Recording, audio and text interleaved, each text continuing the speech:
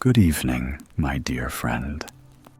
Thank you for inviting me to spend this quiet evening with you.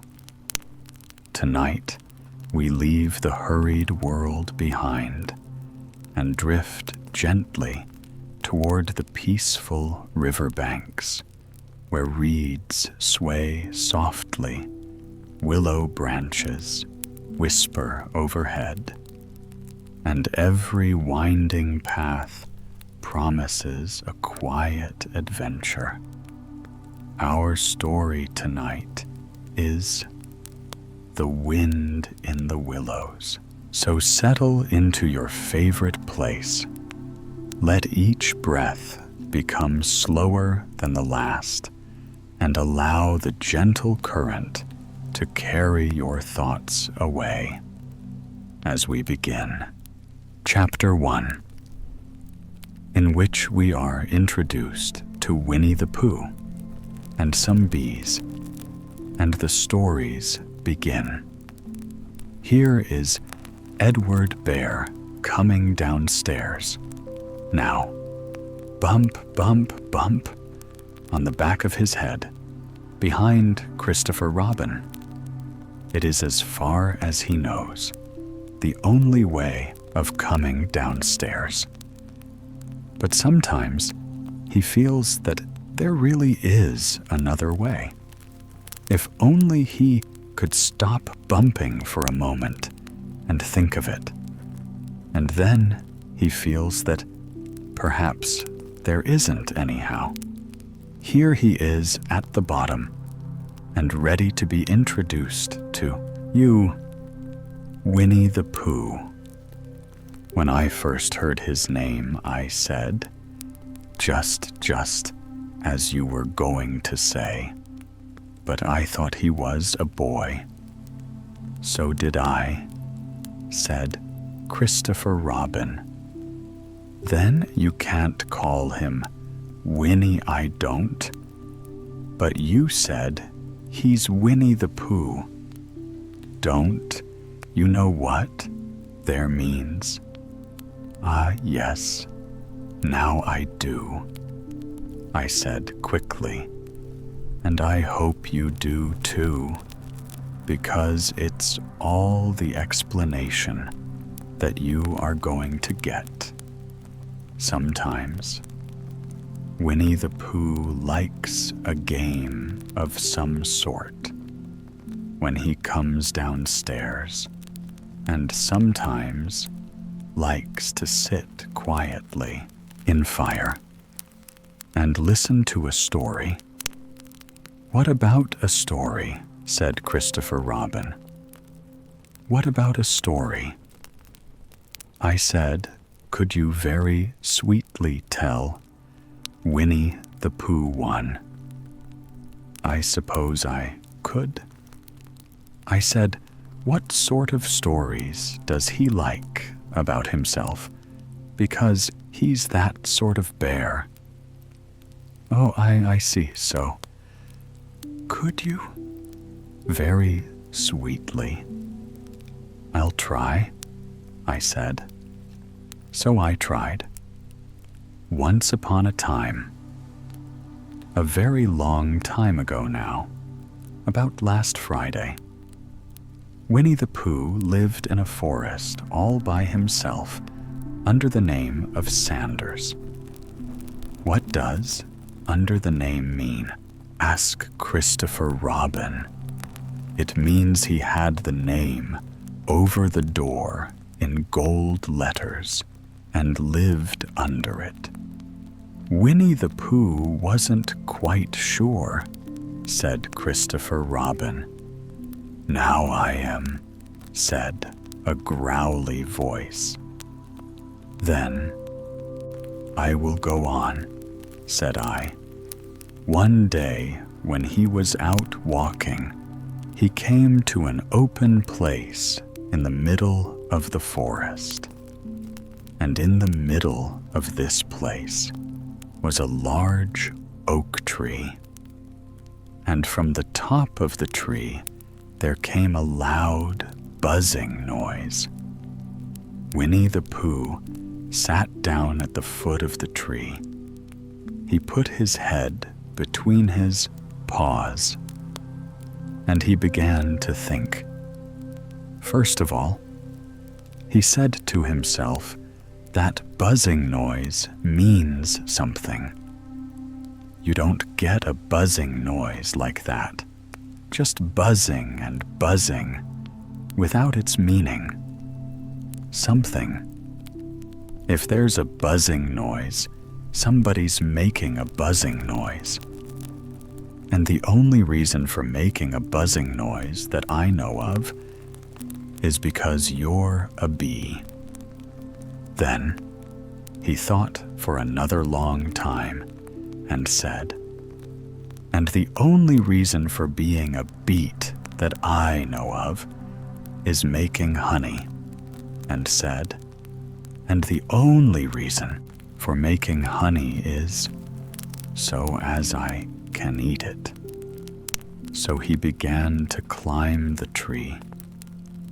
He climbed, and he climbed, and he climbed. And as he climbed, he sang a little song to himself. And it went like this. Isn't it? Funny how a bear likes honey. Buzz, buzz, buzz. I wonder why he does. Then he climbed a little further, and a little further, and then just a little further. By that time, he had thought of another song. It's a very funny thought that if bears were bees, they'd build their nests at the bottom of the trees. And that being so, if the bees were bears, we shouldn't have to climb up all these stairs. He was getting rather tired by this time, so that's why he sang a complaining song. He was nearly there now, and if he just stood on that branch, crack, oh help, said Pooh, as he dropped 10 feet on the branch below him. If only I hadn't, he said, as he bounced 20 feet onto the next branch. You see what I meant to do, he explained, as he turned head over heels and crashed onto another branch, 30 feet below what I meant to do. Of course, it was rather, he admitted, as he slithered very quickly through the next 6 branches. It all comes, I suppose, he decided, as he said goodbye to the last. Branch spun round 3 times and flew gracefully into a bush. It all comes of liking honey so much. Oh, help. He crawled out of the bush, brushed the prickles from his nose, and began to think again. And the first person that he thought of was Christopher.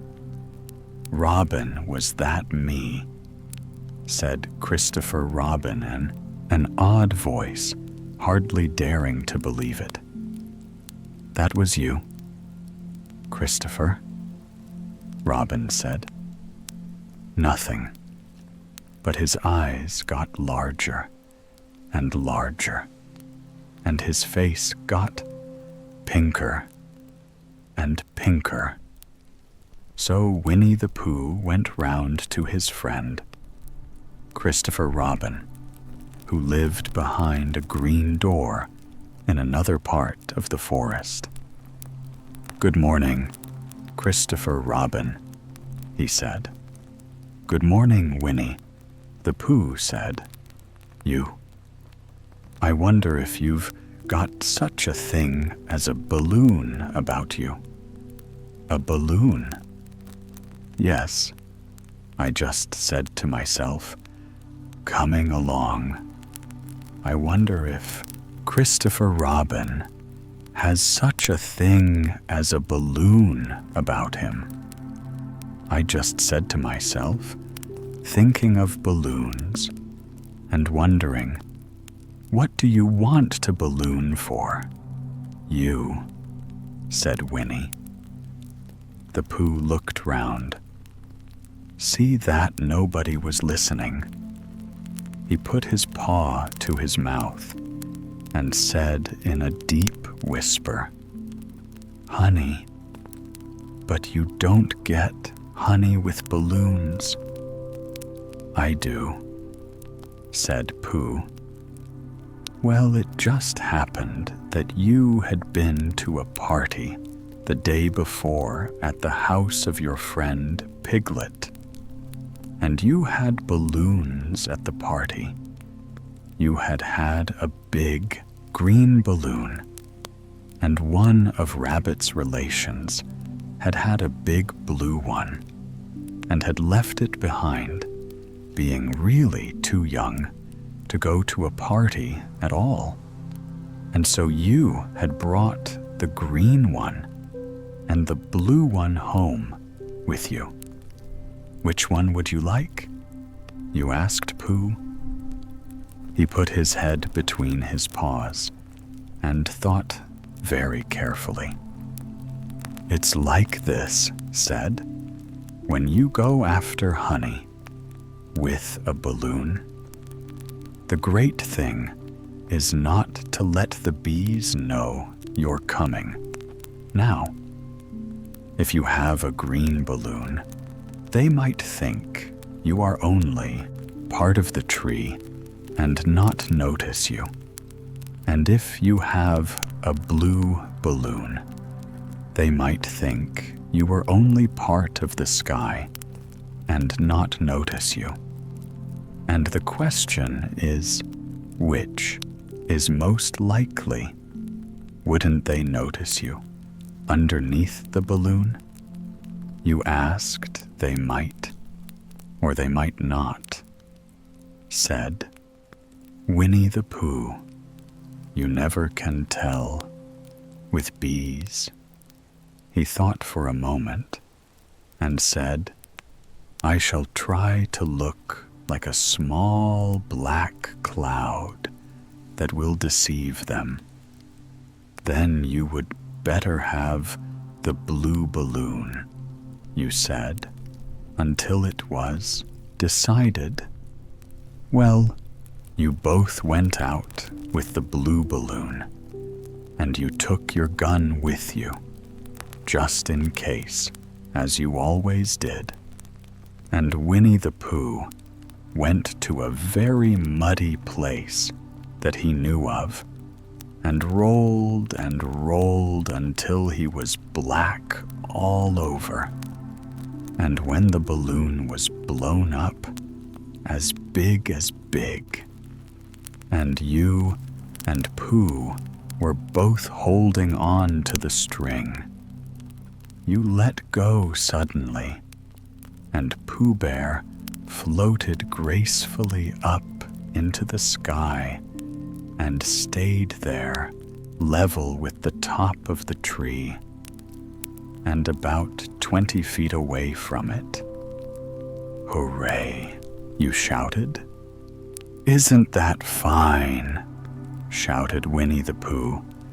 "Down to you? What do I look like?" "You look like a bear holding on to a balloon," you said. "Not," said Pooh, anxiously, "not like a small black cloud in a blue sky. Not very much." "Well, perhaps from up here it looks different. And as I say, you never can tell.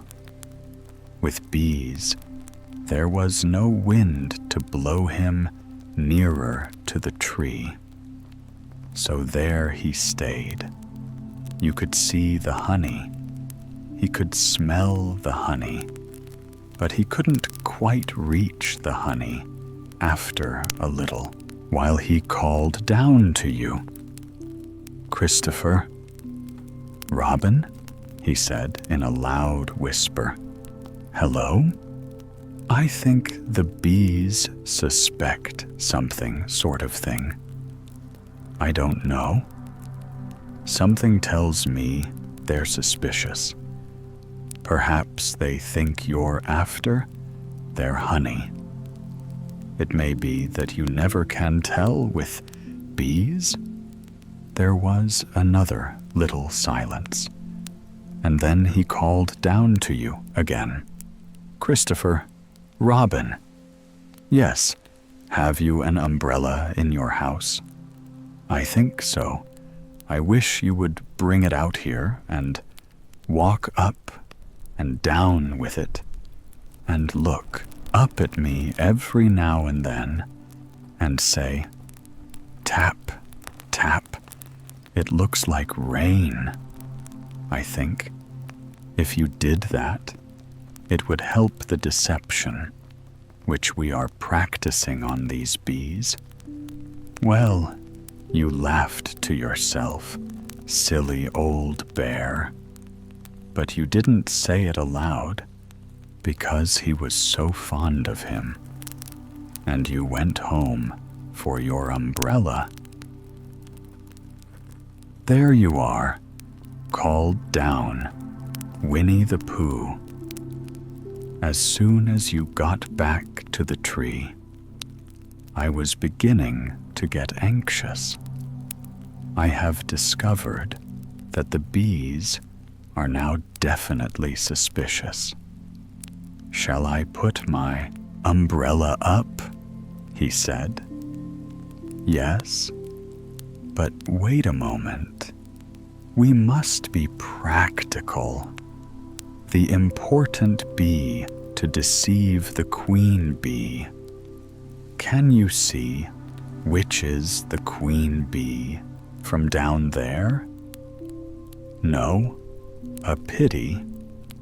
Well now, if you walk up and down with your umbrella saying, 'It looks like rain,' I shall do what I can by singing a little cloud song, such as a cloud might sing. Okay? Go so, while you walked up and down and wondered if it would rain. Winnie the Pooh sang this song. How sweet to be a cloud floating in the blue. Every little cloud always sings aloud. How sweet to be a cloud floating in the blue. It makes him very proud to be a little cloud. The bees were still buzzing, suspiciously as ever.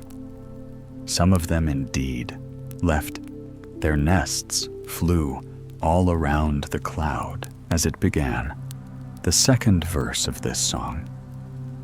And one bee sat down on the nose of the cloud for a moment, and then got up again. "Christopher." Al Robin called out the cloud. "Yes, I have just been thinking, and I've come to a very important decision. These are the wrong sort of bees. Are they quite the wrong sort? So I think they would make the wrong sort of honey. Shouldn't you would? They? Yes. So I think I shall come down. How asked you, Winnie?" The Pooh hadn't thought about this. If he let go of the string, he would fall, bump, and he didn't like the idea of that. So he thought for a long time, and then he said, "Christopher Robin, You must shoot the balloon with your gun. You've got your gun. Of course, I have. You said, if I do that, it will spoil the balloon, you said. But if you don't, said Pooh, I shall have to let go, and that would spoil me. Put it like this. You saw how it was, and you aimed very carefully at the balloon and fired. Al said, Pooh, did I miss you? Asked. You didn't exactly. Miss, said Pooh, but you missed the balloon. I'm so sorry, you said, and you fired again. And this time you hit the balloon, and the air came slowly out, and Winnie the Pooh floated down to the ground. His arms were so stiff from holding on to the wee string of the balloon. All that time that they stayed up straight in the air for more than a week. Whenever a fly came and settled on his nose, he had to blow it off. And I think, but I'm not sure that that is why he was always called Pooh. Is that the end of the story? Asked Christopher. Robin? Well, that's the end of that one. There are others about Pooh and me, and Piglet, and Rabbit, and all of you. Don't you remember? I do remember. And then, when I try to remember, I forget that day when Pooh and Piglet tried to catch the heffalump. They didn't catch it, did they? No, who couldn't, because he hasn't any brain. Did I catch her? Well, that comes into the story. Christopher. Robin nodded. Do remember, he said, only Pooh doesn't very well, so that's why he likes having it told to him again, because then it's a real story, and not just a remembering. That's just how I feel, I said. Christopher. Robin gave a deep sigh, picked his bear up by the leg, and walked off to the door, trailing Pooh behind him. At the door, he turned and said, Coming to see me? Have my bath I might. I said, I didn't hurt him. When I shot him, did I? Not a bit. He nodded and went out, and in a moment my herd, Winnie the Pooh, bump, bump, bump, going up the stairs behind him. Chapter 2, in which Pooh goes visiting and gets into a tight place. Edward Bear, known to his friends as Winnie the Pooh, or Pooh for short, was walking through the forest one day. Humming proudly to himself, he had made up a little hum. That very morning, as he was doing his stoutness exercises in front of the glass, as he stretched up as high as he could go, and then, oh, help, as he tried to reach his toes. After breakfast, he had said it over and over to himself until he had learned it off by heart, and now he was humming it right through properly.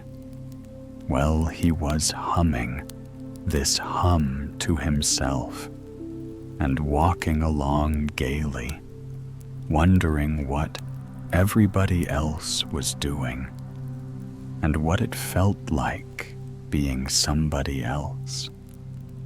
When suddenly he came to a sandy bank, and in the bank was a large hole. "Aha," said Pooh, "if I know anything about anything, that hole means rabbit, and rabbit means company, and company means food, and listening to me, humming and such." So he bent down and put his head into the hole and called out, "Is anybody at home?" There was a sudden scuffling noise from inside the hole, and then what I said was, "Is anybody at home?" called out Pooh, very loudly. "No?" said a voice, and then added, "You needn't shout so loud. I heard you quite well the first time," Father said. "Pooh, isn't there anybody here at all?" "Nobody, Winnie." The Pooh took his head out of the hole and thought for a little, and he thought to himself, "There must be somebody down there, because somebody must have said, 'Nobody.'" So he put his head back in the hole and said, "Hello, Rabbit. Isn't that you?" "No," said Rabbit, in a different sort of voice this time. "But isn't that Rabbit's voice?" "I don't think so," said Rabbit. "It isn't meant to be." "Oh," said Pooh. He took his head out of the hole and had another thing, and then he put it back and said, "Well, could you very kindly tell me where Rabbit is? He has gone to see his friend Pooh Bear, who was a great friend of his." "But this is me," said Bear, very much surprised. "What sort of me?" "Pooh Bear." "Are you sure?" said Rabbit, still more surprised. "Quite sure," said Pooh. "Oh, well then, come in." So Pooh pushed and pushed and pushed his way through the hole, and at last he bought in. "You were quite right," said Rabbit, looking at him. "All over. It is here. Glad to see you. Who did you think it was?" "Well, I wasn't sure. You know how it is in the forest. One can't have anybody coming into one's home. One has to be careful. What about a mouthful of something who always liked a little something? At 11 o'clock in the morning, he was very glad to see Rabbit, getting out the plates and the mugs, and when Rabbit said honey or condensed milk with your bread, he was so excited that he said both, and then, so as not to seem greedy, he added, "But don't bother about the bread, please." And for a long time after that, he said nothing, until at last, humming to himself, In a rather sticky voice, he got up, shook Rabbit lovingly by the paw, and said, "He must be going on." "Must you?" said Rabbit politely. "Well," said Pooh, "well, I could stay a little longer. If you?" And he tried very hard to look in the direction of the larder. "Well, as a matter of fact," said Rabbit, "I was going out myself directly." "Oh, well, then I'll be going on. Goodbye." "Well, goodbye, if you're sure you won't have any more." "Is there any more?" asked Pooh. Quickly, Rabbit took the covers off of the dishes and said, "No, there wasn't." "I thought not," said Pooh, nodding to himself. "Well, goodbye. I must be going on." So he started to climb out. He pulled with his front paws. He pushed with his back paws. And in a little while, his nose was out in the open again, and then his ears, and then his front paws, and then his shoulders, and then, "Oh, help," said Pooh. "But I'd better go back," said Pooh. "Marsh'll have to go on." "Do either," said Pooh.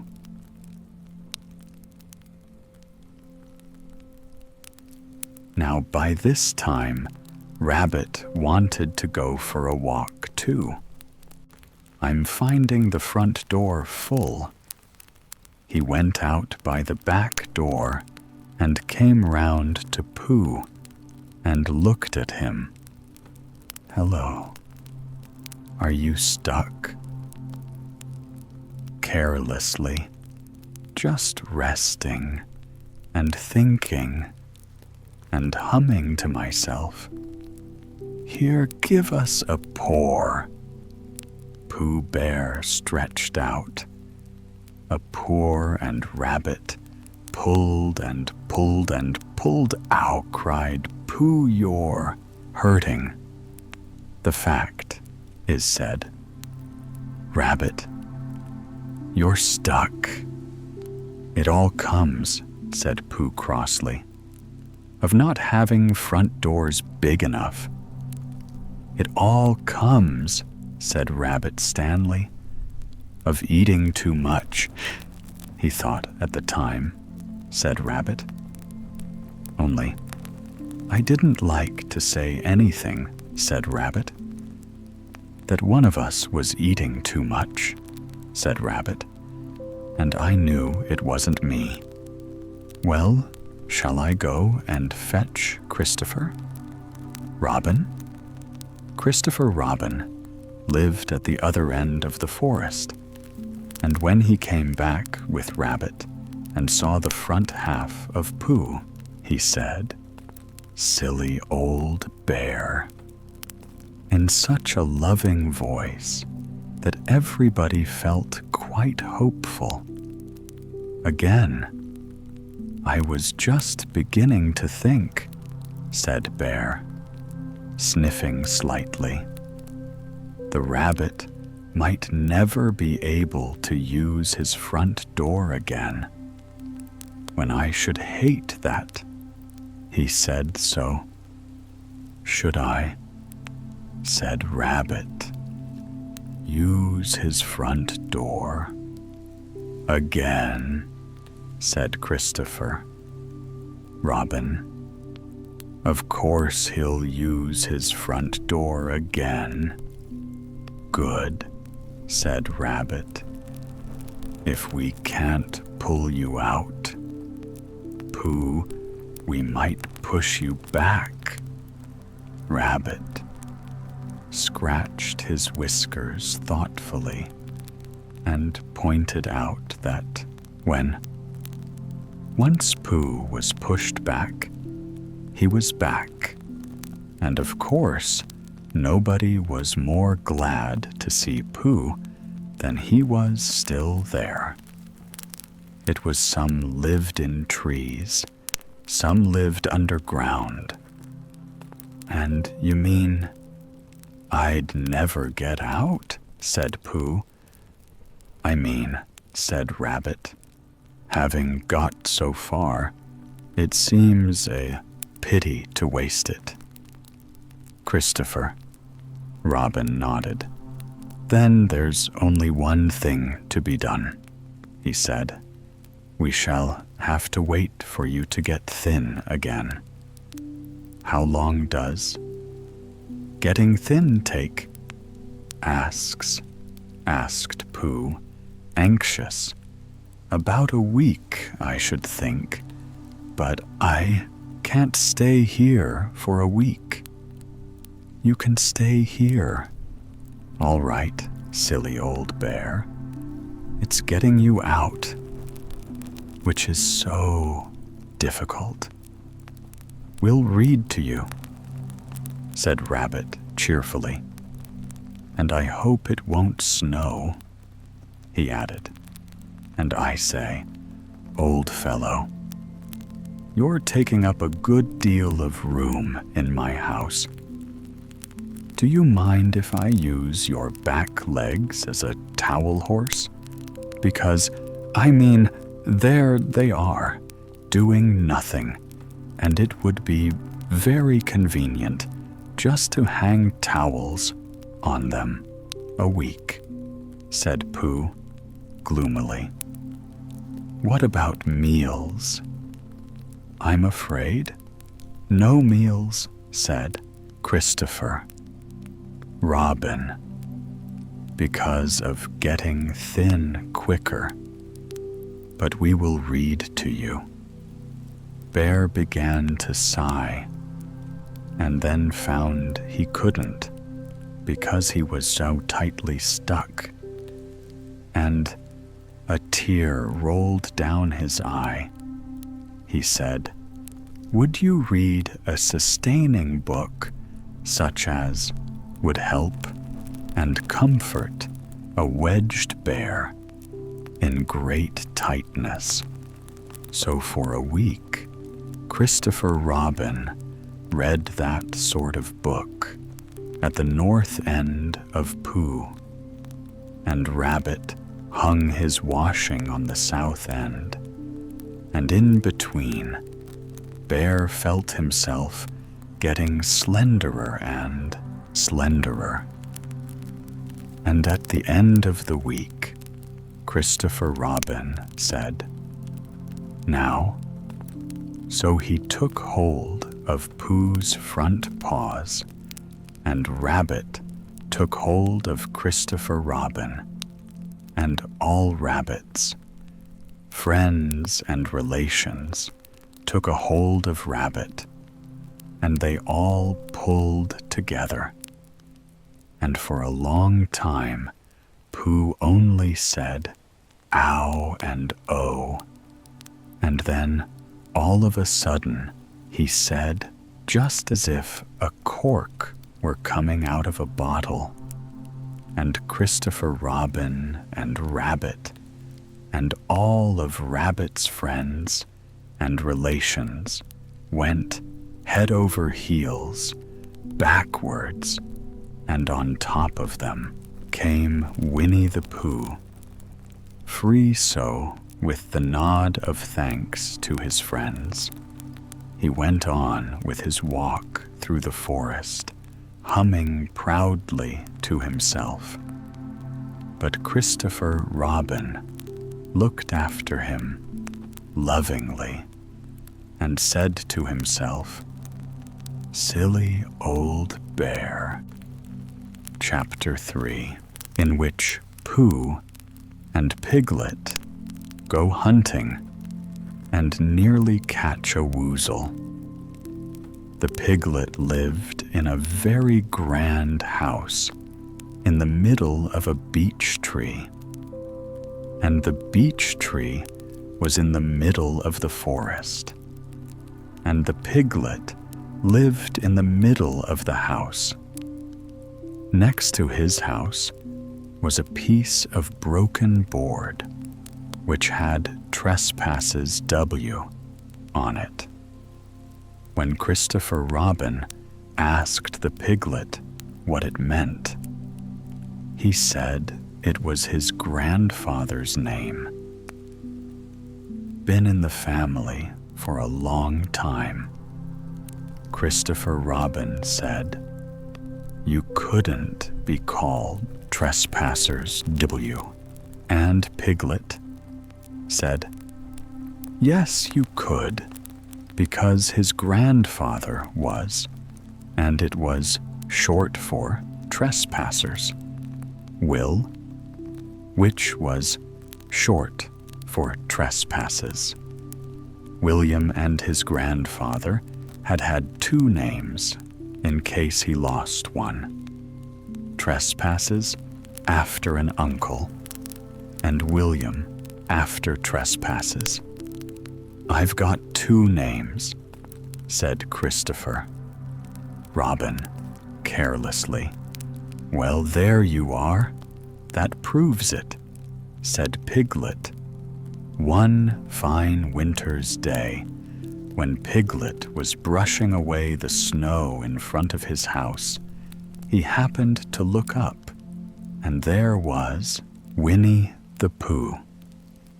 Pooh was walking round and round in a circle, thinking of something else.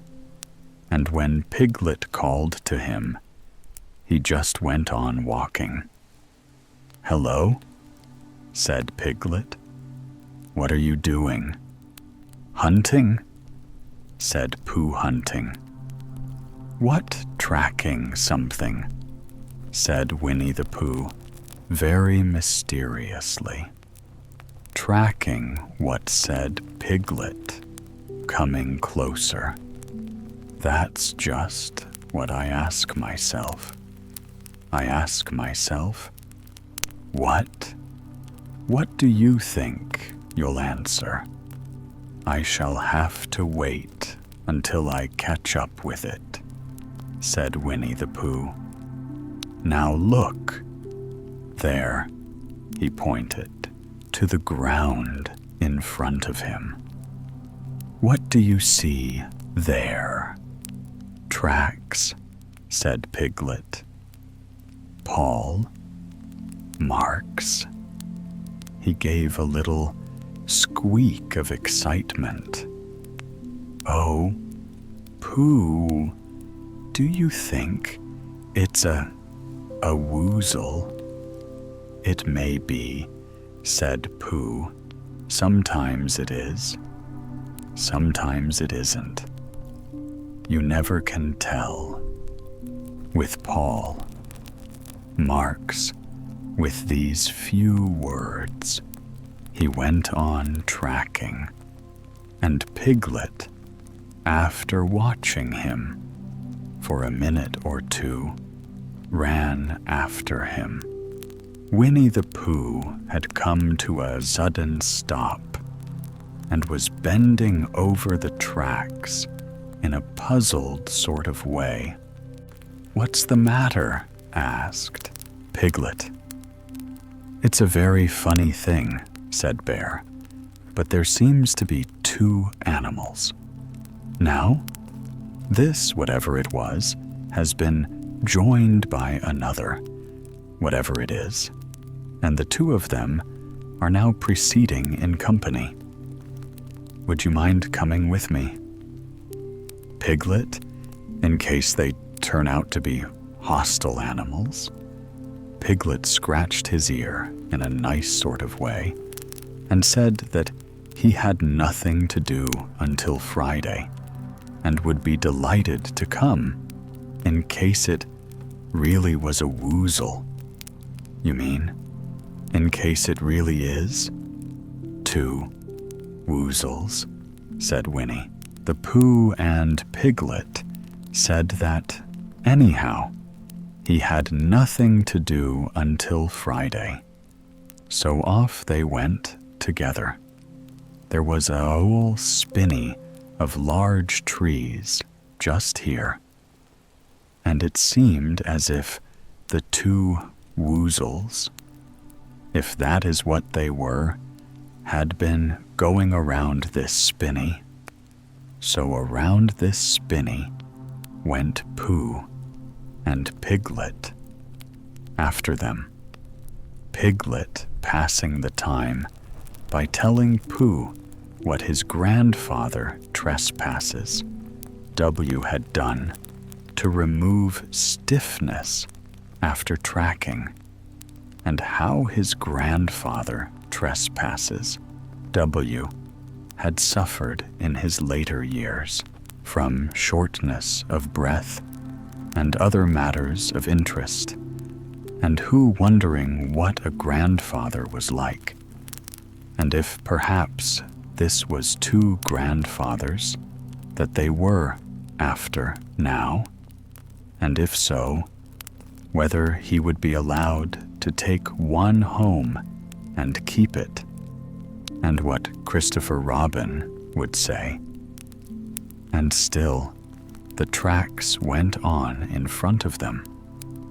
Suddenly, Winnie the Pooh stopped and pointed excitedly in front of him. "Look," said Piglet, with a jump, and then, to show that he hadn't been frightened, he jumped up and down once or twice more, in an exercising sort of way. The track said, "Pooh, a third animal has joined the other two. Great Piglet, do you think it's another woozle? No," said Pooh, "because it makes different marks.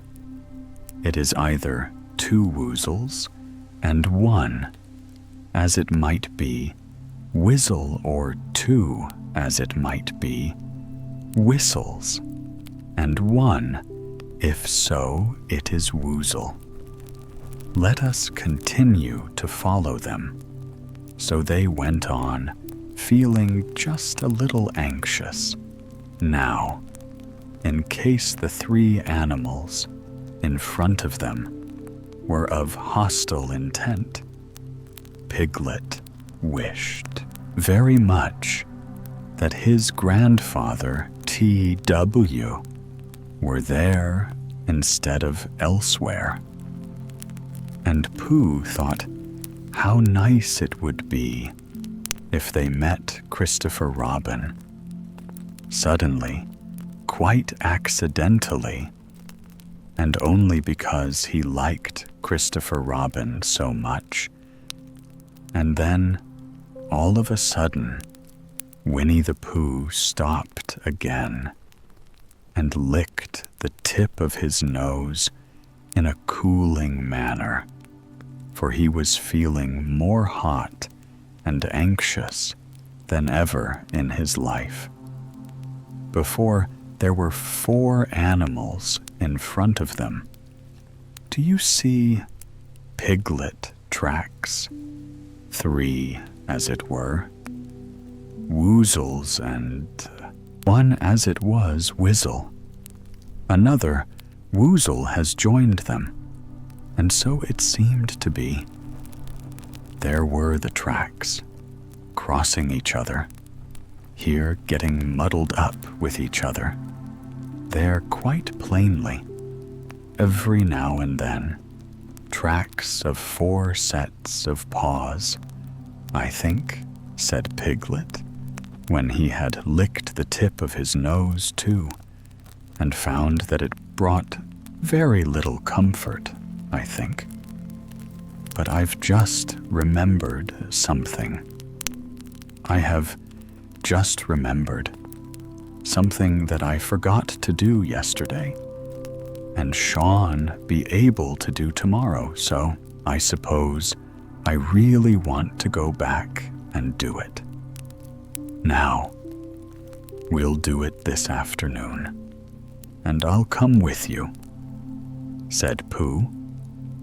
"It isn't the sort of thing you can do in an afternoon," said Piglet quickly. "It's a very particular morning thing that has to be done in the morning, and if possible, between the hours of, what would you say, the time was about 12, said Winnie the Pooh, looking at the sun between, as I was saying, the hours of 12 and 12:05. A really dear old Pooh, if you'll excuse me." "What's that?" Pooh looked up at the sky, and then, as he heard a whistle, again he looked up into the branches of a big oak tree, and then he saw a friend of his. "It's Christopher Robin," he said. "Then you'll be all right," said Piglet. "You'll be quite safe with him." "Goodbye," trotted off home as quickly as he could, very glad to be out of all danger again. Christopher Robin came see down his tree. "Bear," he said, "what were you doing first?" He went round the spinney twice by yourself, then Piglet ran after you, and you went around again, together, and then you were just going around for a fourth time. "Wait a moment," said Winnie the Pooh, holding up his paw. He sat down and thought in the most thoughtful way that he could think. He fitted his paw into one of the tracks, scratched his nose twice, and stood up. I said, "Winnie the Pooh."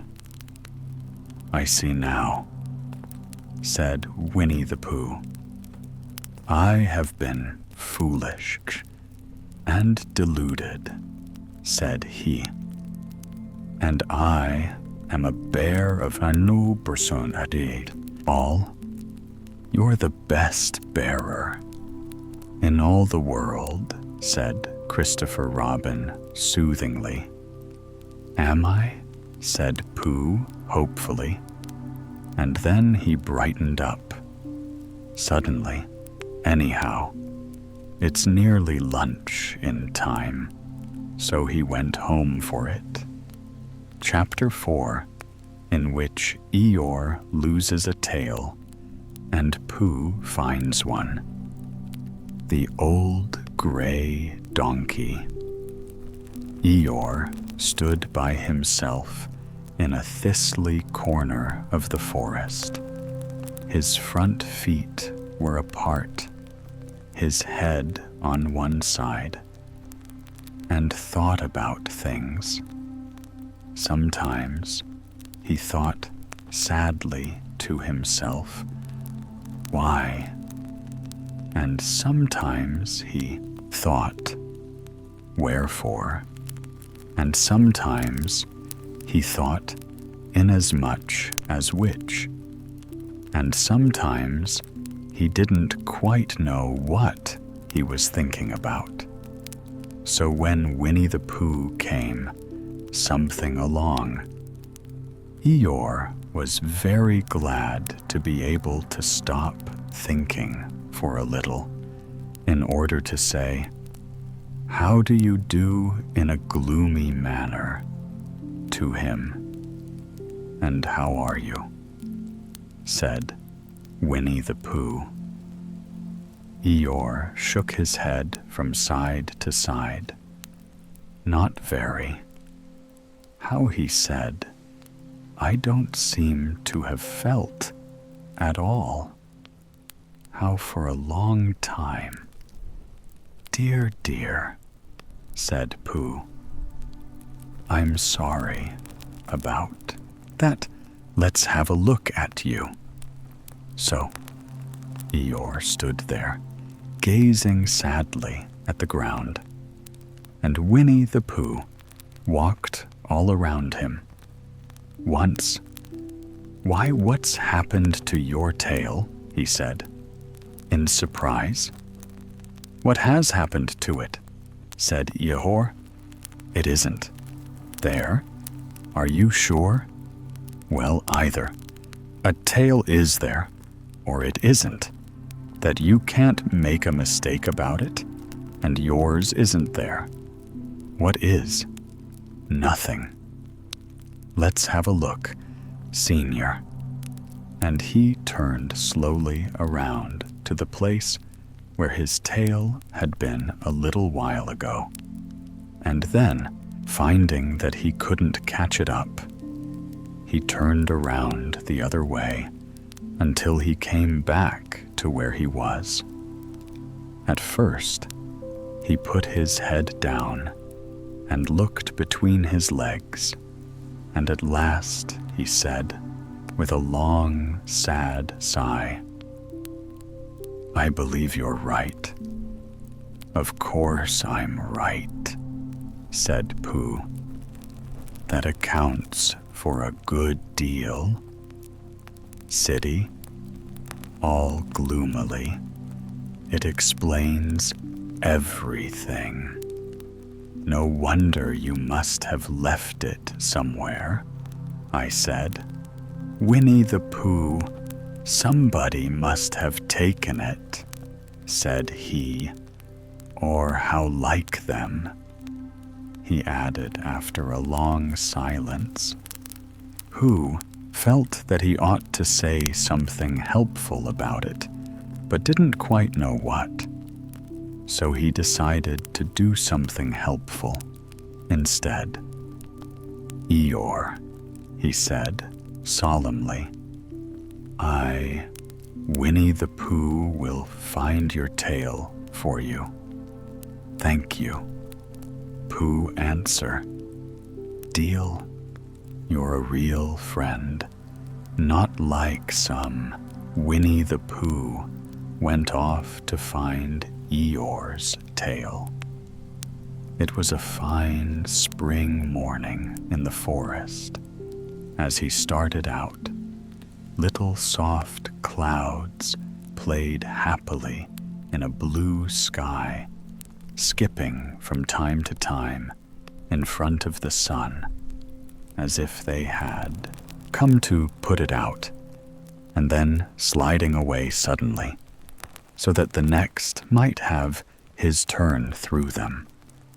And between them, the sun shone bravely. Copse, which had worn its furs all the year round, seemed old and dowdy now, besides new green lace, which the beeches had put on so brutally. Through copse and spinney marched bare down open slopes of gorse and heather, over rocky beds of streams, and up steep banks of sandstone into the heather again. And so at last, tired and hungry to the 100-acre wood for it, was in the 100-acre wood that Al lived. And if anyone knows anything about anything, said Bear to himself, it's Al who knows something about something. My name's not Winnie the Pooh, which it is. So there you are. Al lived at the Chestnuts, an old world residence of great charm, which was grander than anybody else's, or seemed so to Bear, because it had both a knocker and a bell pull. Underneath the knocker, there was a notice. We said, "Please ring if an answer is required." Underneath the bell pull, there was a notice which said, "Please knock if an answer is not required." These notices had been written by Christopher Robin, who was the only one in the forest who could smell for our wise. Though he was in many ways able to read and write and spell his own name, he had somehow went all to pieces over delicate words like measles and buttered toast. Winnie the Pooh read the two notices very carefully, fast from left to right, and afterwards, in case he missed some of it, from right to left. Then, to make quite sure, he knocked and pulled the knocker. He pulled and knocked the bell rope and called out in a very loud voice, "Ow, I require an answer. It's Bear speaking." And the door opened. An owl looked out. "Hello, Pooh," he said. "How's things?"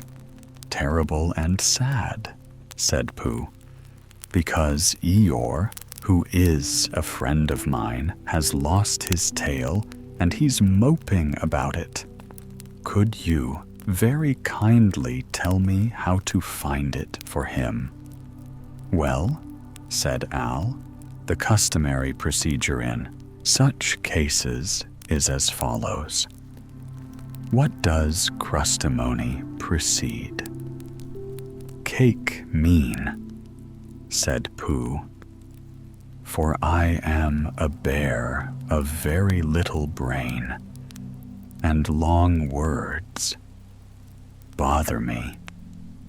It means the thing to do means that I don't mind," said Pooh, humbly.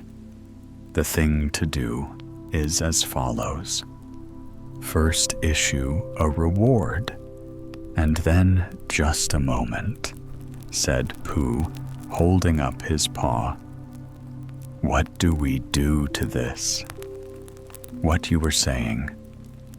You sneezed, as you were going to tell me." "I didn't sneeze." "Yes, you did." "Al, excuse me, Pooh, but I didn't.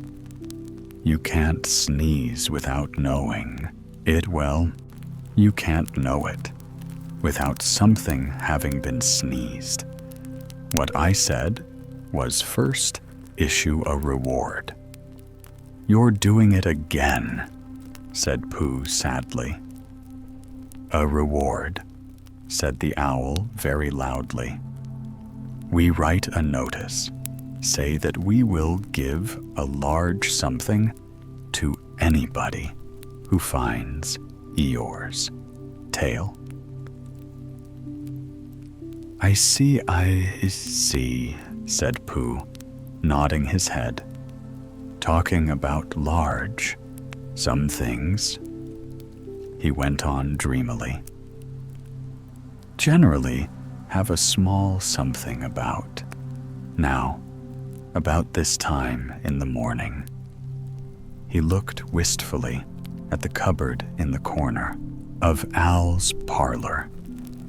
Just a mouthful of condensed milk or whatnot. Perhaps a lick of honey. "Well, then," said Al, "we write out this notice, and we put it up all over the forest. A lick of honey, but I'm at the bag to himself. Or not? is the case. Maybe he gave a deep sigh. And try it very hard to listen to what Al was saying. But Al went on and on using longer and longer words until at last he came back to where he started. And he explained that the person to write out this notice was Christopher Robin. It was he who wrote the ones on my front door. For me, did you see them? Pooh, for some time now.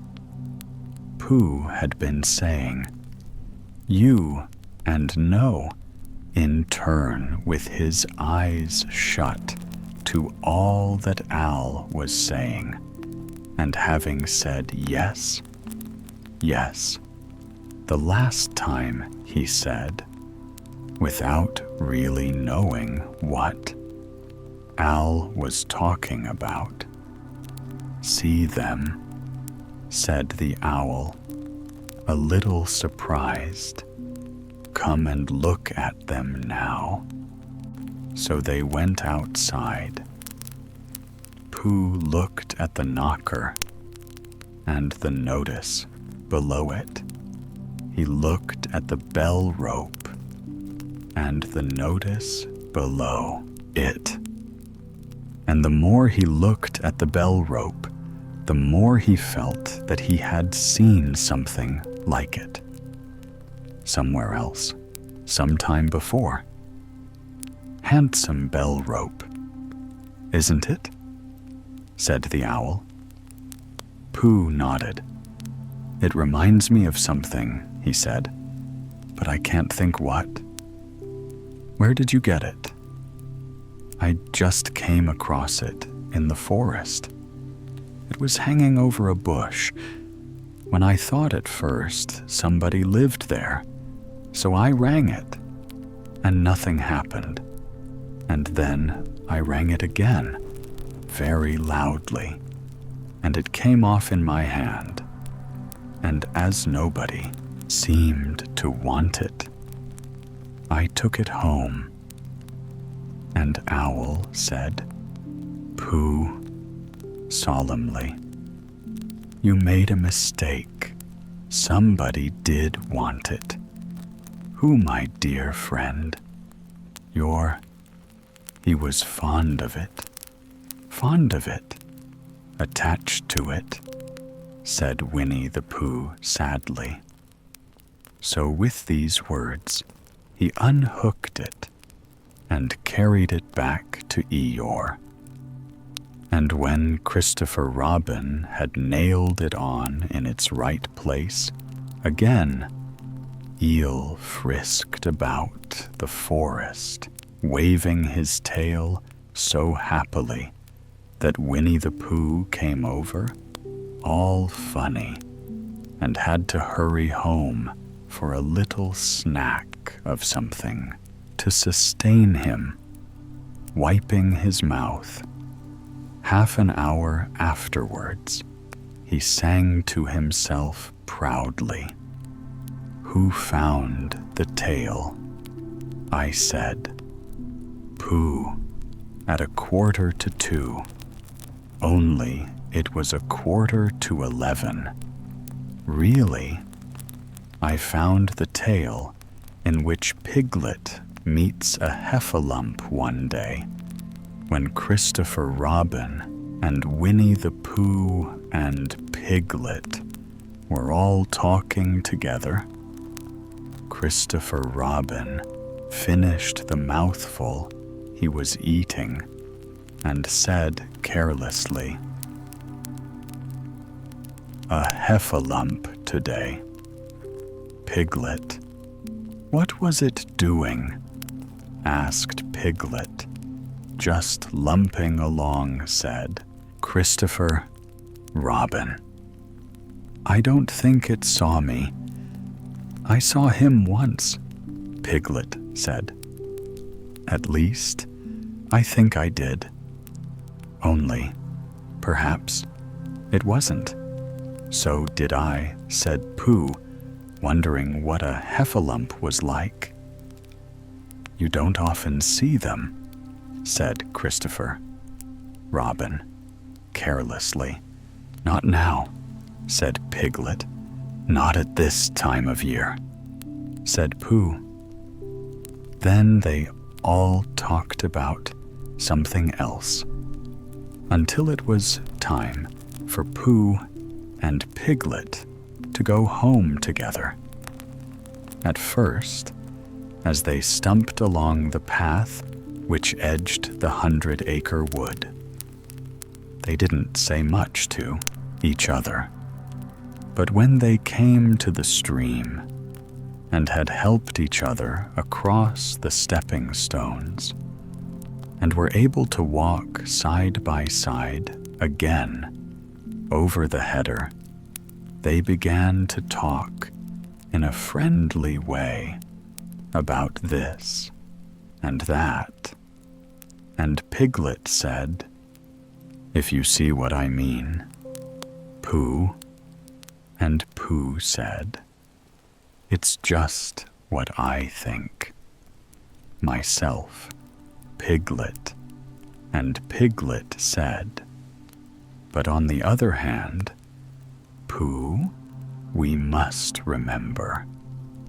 And Pooh said, "Quite true, Piglet," although I had forgotten it for the moment. And then, as they came to the 6 pine trees, Pooh looked round to see that nobody else was listening, and said in a very solemn voice, "Piglet, I have decided to do something." "What have you decided?" Pooh, "I have decided to catch a heffalump." Pooh nodded his head several times as he said this, and waited for Piglet to say, "How?" or "Pooh, you couldn't," or something helpful of that sort. But Piglet said nothing. The fact was, Piglet was wishing that he had thought about it. First, "I shall do it," said Pooh, after waiting a little bit longer, of a trap. "And it must be a cunning trap, so you'll have to help me." "Piglet Pooh," said Piglet, feeling quite happy again. "Now I will." And then he said, "How should we do it?" And Pooh said, "That's just it, how." And they sat down together to think it out. Pooh's first idea was that they should dig a very deep pit, and then the heffalump would come along and fall into the pit. "And why?" said Piglet. "Why what?" said Pooh. "Why would he fall in?" Pooh rubbed his nose with his paw and said that the heffalump might be walking along, humming a little song, looking up at the sky, wondering if it would rain. And so he wouldn't see the very deep pit until he was halfway down, when it would be too late. Piglet said that this was a very good trap, but supposing it were raining already? Pooh rubbed his nose again and said that he hadn't thought of that. And then he brightened up and said if it were raining already, the heffalump would be looking at the sky, wondering if it would clear up. And so he wouldn't see the very deep pit until he was halfway down, when it would be too late. Piglet said that now that this point had been explained, He thought it was a cunning trap. Pooh was very proud when he heard this, and he felt that the heffalump was as good as court. Already, there was just one other thing which had to be thought about, and it was this: where should they dig the very deep pit? Piglet said that the best place would be somewhere a heffalump was, before he fell into it.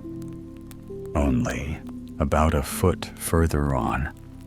But then he would see us taking it, said Pooh.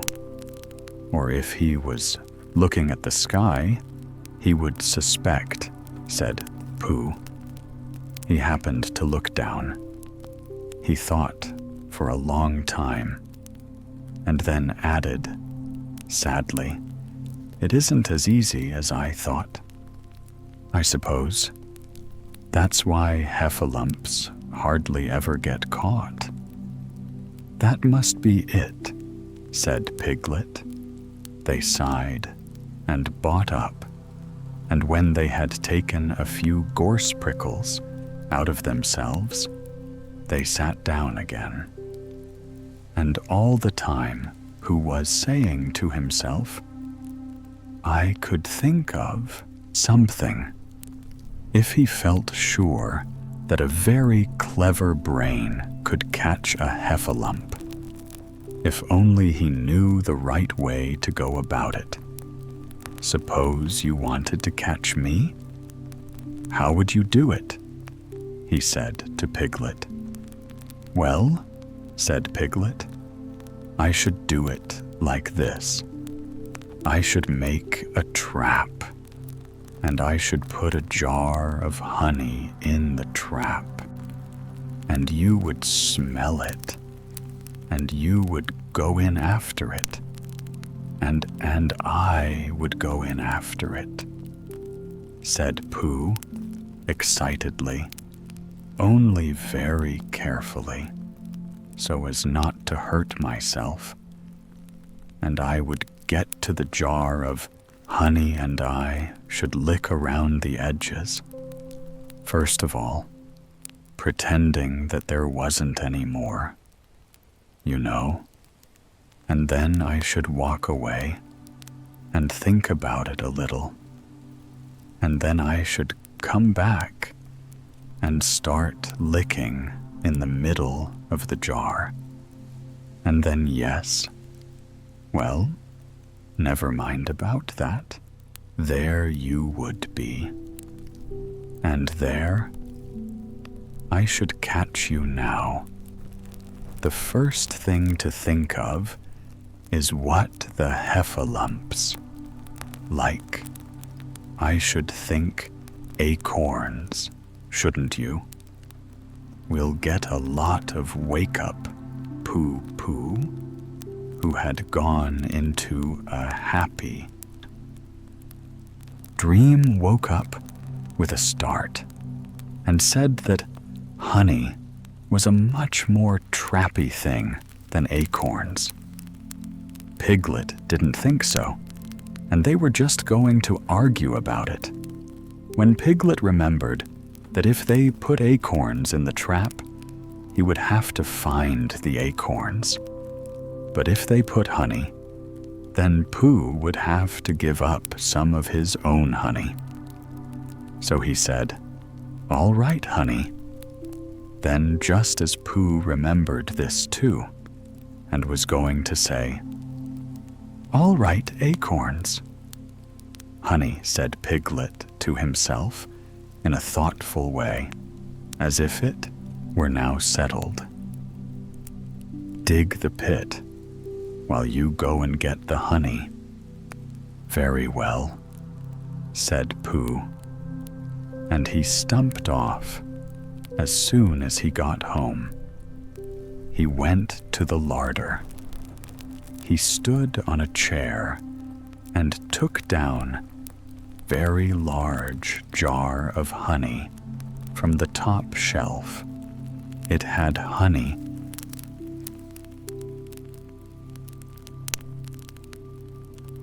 written on it.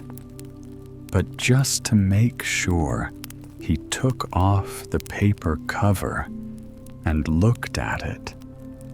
And it looked just like honey. But you never can tell, said Pooh. I remember my uncle saying once that he had seen cheese, just this color. So he put his tongue in and took a large lick. Yes, he said, it is no doubt about that.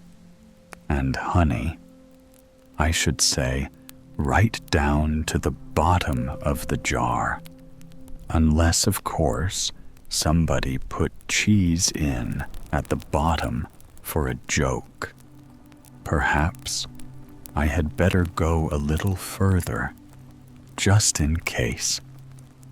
In case heffalumps don't like cheese, same as me. And he gave a deep sigh. I was right. It is honey, right? The way down, having made certain of this, he took the jar back to Piglet, and Piglet looked up from the bottom of his very deep pit and said, Got it? And Pooh said, Yes, but it isn't quite a full jar. He threw it down to Piglet.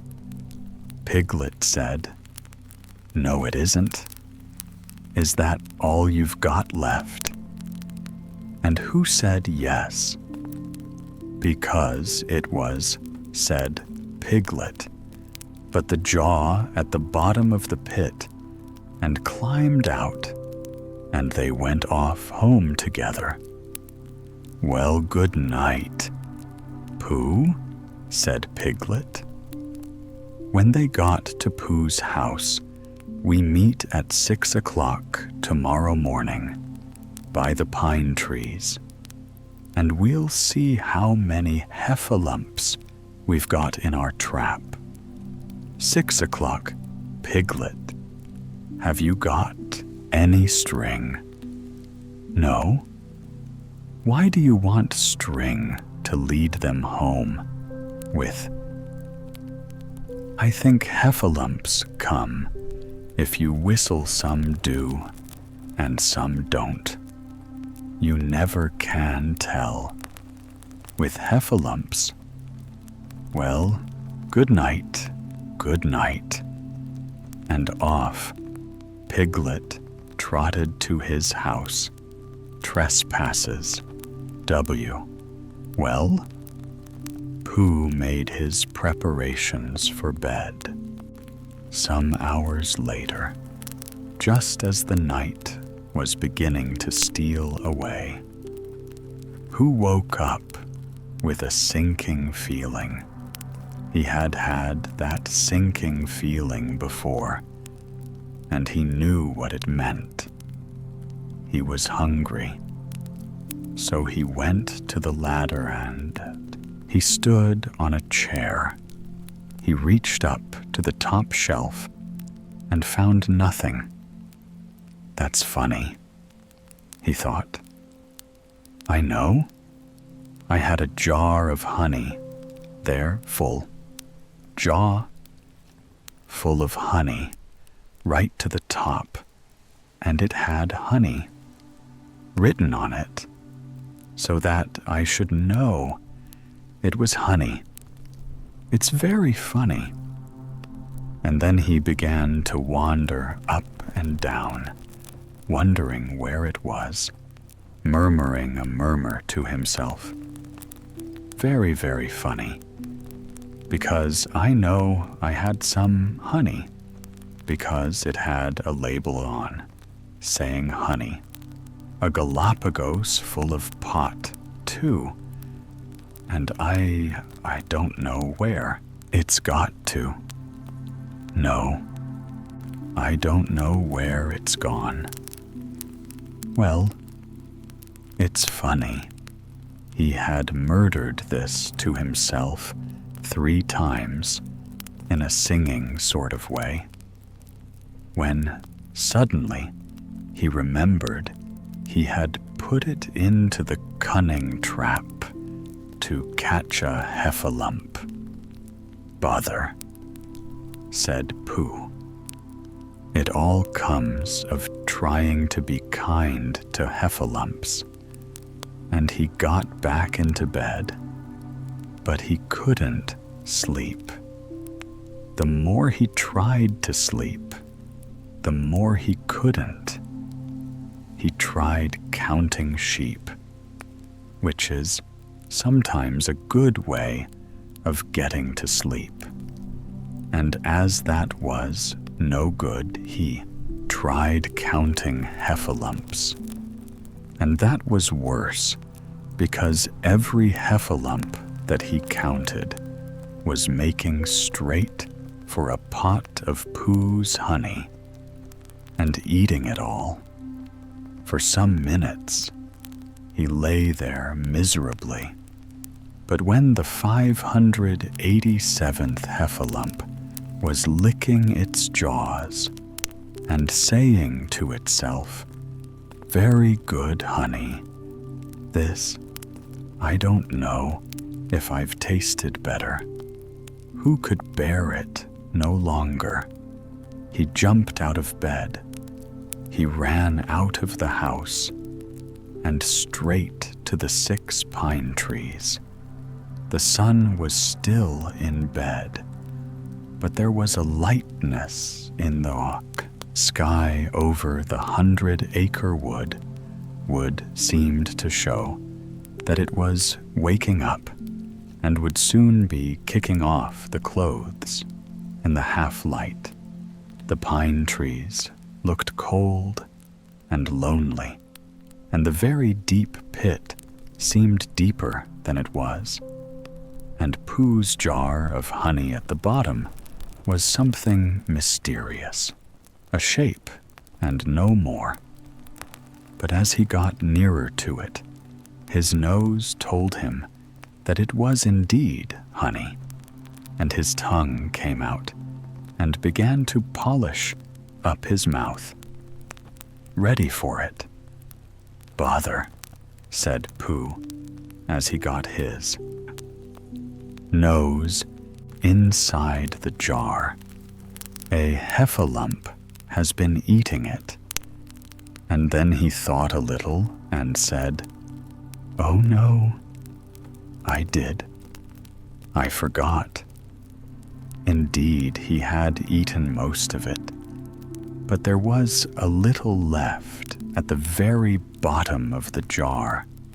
He pushed his head right in and began to lick by. And Piglet woke up. As soon as he woke, he said to himself, and then said bravely, "Yes," and then still more bravely, "Quite so." But he didn't feel very brave for the word, which was really jacketing about in his brain, was heffalumps. What was a heffalump? Like, was it fierce? Did it come when you whistled? How did it come? Was it fond of pigs? If it was fond of pigs, did it make any difference? What sort of pig? Suppose it was fierce with pigs. Would it make any difference if the pig had a grandfather called Trespasses? William, he didn't know the answer to any of these questions, and he was going to see his first heffalump in about an hour from now. Of course, Pooh would be with him, and it was much more. Friendly, with two, but suppose heffalumps were very fierce. With pigs and bears, wouldn't it be better to pretend that he had a headache and couldn't go up to 6 Pines this morning? Suppose it was a very fighting day and there was no heffalump in the trap here. He would be in bed all the morning, simply wasting his time for nothing. What should he do? And then he had a clever idea. He would go very quietly to the 6 pine trees, peep very cautiously into the trap, and see if there was a heffalump there. And if there was, he would go back to bed. And if there wasn't, he wouldn't. So off he went. At first, he thought there wouldn't be a heffalump in the trap, and then he thought that there would, and as he got nearer, he was sure that there would, because he could hear it, heffalumping about like anything. Oh dear, oh dear, oh dear, said Piglet to himself. He wanted to run away, but somehow, having got so near, he felt that he must just see what a heffalump was like. So he crept to the side of the trap and looked in all the time. Winnie the Pooh had been trying to get the honey jar off his head. The more he shook it, the more tightly it stuck. "Bother," he said. "Oh, help!" And mostly, "Ow," he tried bumping it against things, but as he couldn't see what he was bumping it against, it didn't help. He tried to climb out of the trap, but as he could see nothing but jaw, and not much of that, he couldn't find his way. So at last, he lifted his head, jar and all, and made a loud roaring noise of sadness and despair. And it was in that moment that Piglet looked down. "Help! Help!" cried Piglet. "Heffalump! Horrible heffalump!" And he scampered off as hard as he could, still crying out, "Help! Help! A terrible hoffa! Lump! Hoof! Hoof! A hellable horror lump hole! Hole a huffable helm!" And he didn't stop crying and scampering until he got to Christopher Robin's house. "Whatever's the matter?" Piglet said. Christopher Robin, who was just getting up. Hef, said Piglet, breathing so hard he could hardly speak. A heffalump. "We're up there," said Piglet, waving his paw. What did it look like? Like it had the biggest head you ever saw. Christopher Robin, a great enormous thing, like nothing. A huge big, well, like, I don't know, an enormous big nothing like a jar? Well, said Christopher Robin, putting on his shoes. I shall go and look at it. Come on, Piglet wasn't afraid if he had Christopher Robin with him. So off they went. I can hear it.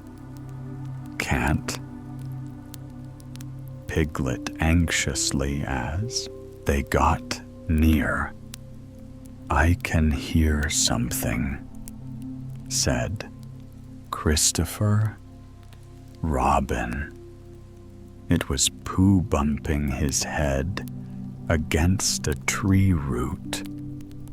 There, said Piglet.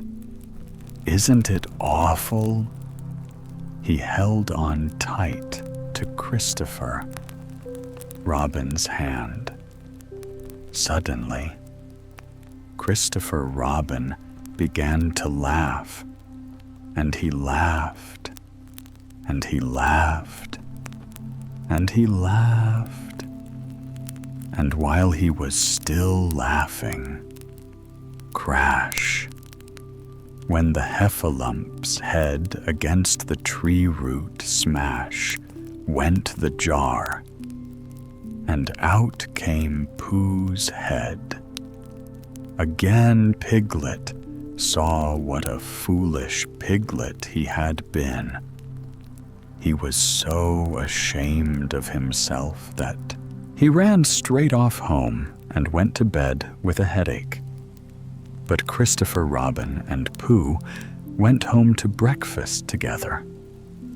Oh, Bear, said Christopher Robin, how I do love you. So do I, said Pooh to say in which Eeyore has a birthday and gets 2 presents. Eel, the old gray donkey, stood by the side of the stream and looked at himself in the water. Pathetic, he said. That's what it is. Pathetic. He turned and walked slowly down the stream for 20 yards, splashed across it, and walked slowly back on the other side. He looked at himself in the water again.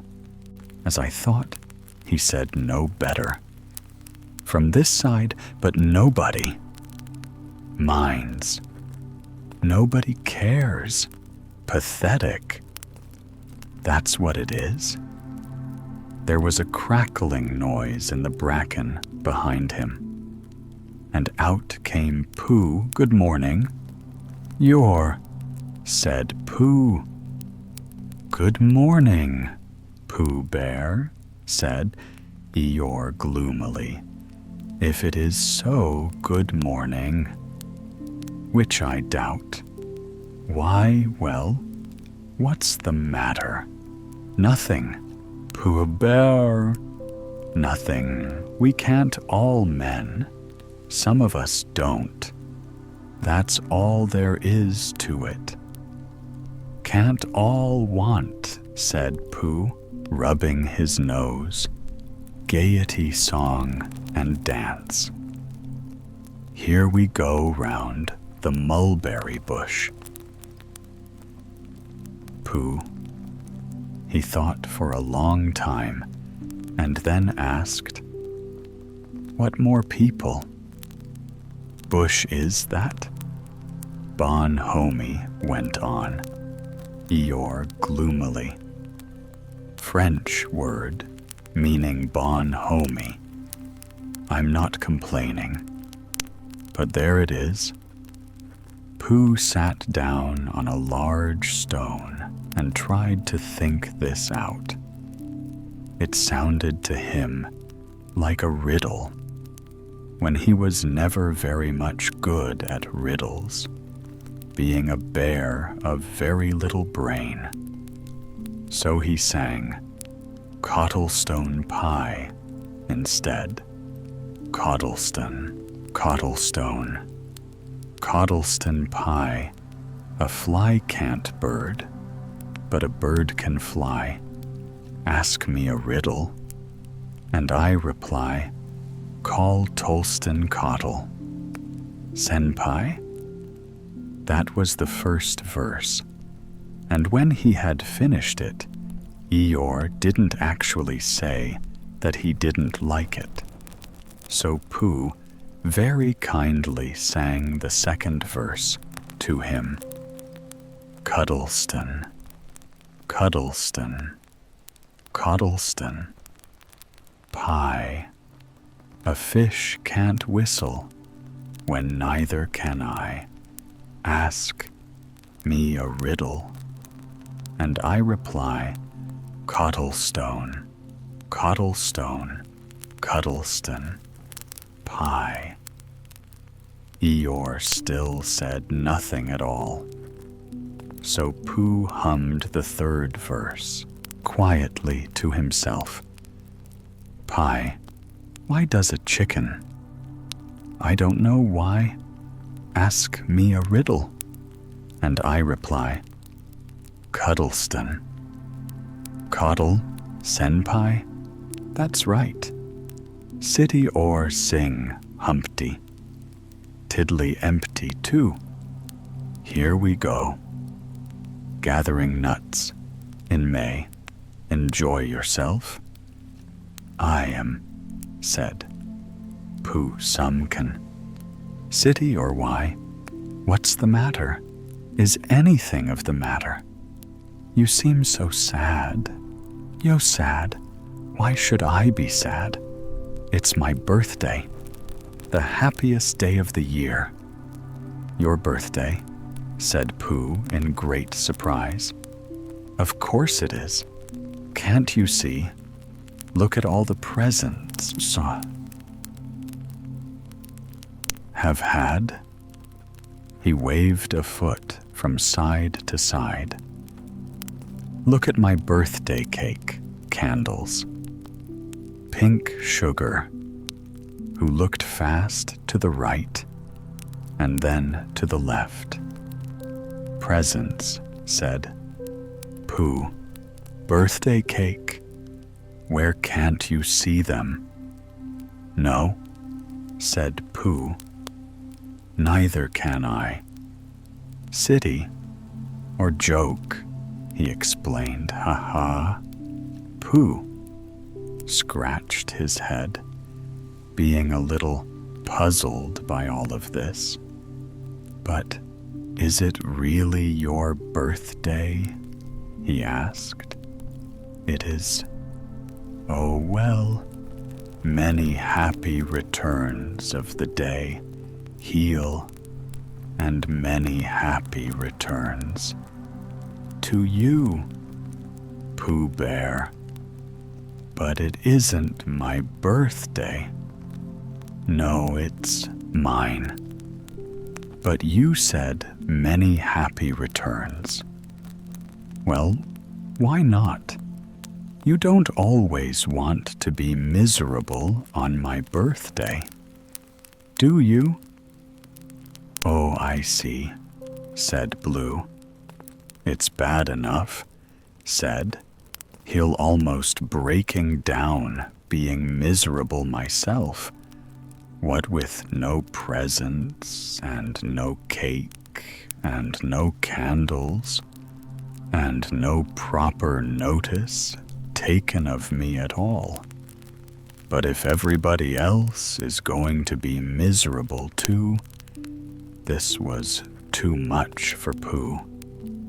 Stay there, he called to Eeyore as he turned and hurried back home as quick as he could, for he felt that he must get poor Eeyore a present of some sort at once, and he could always think of a proper one afterwards.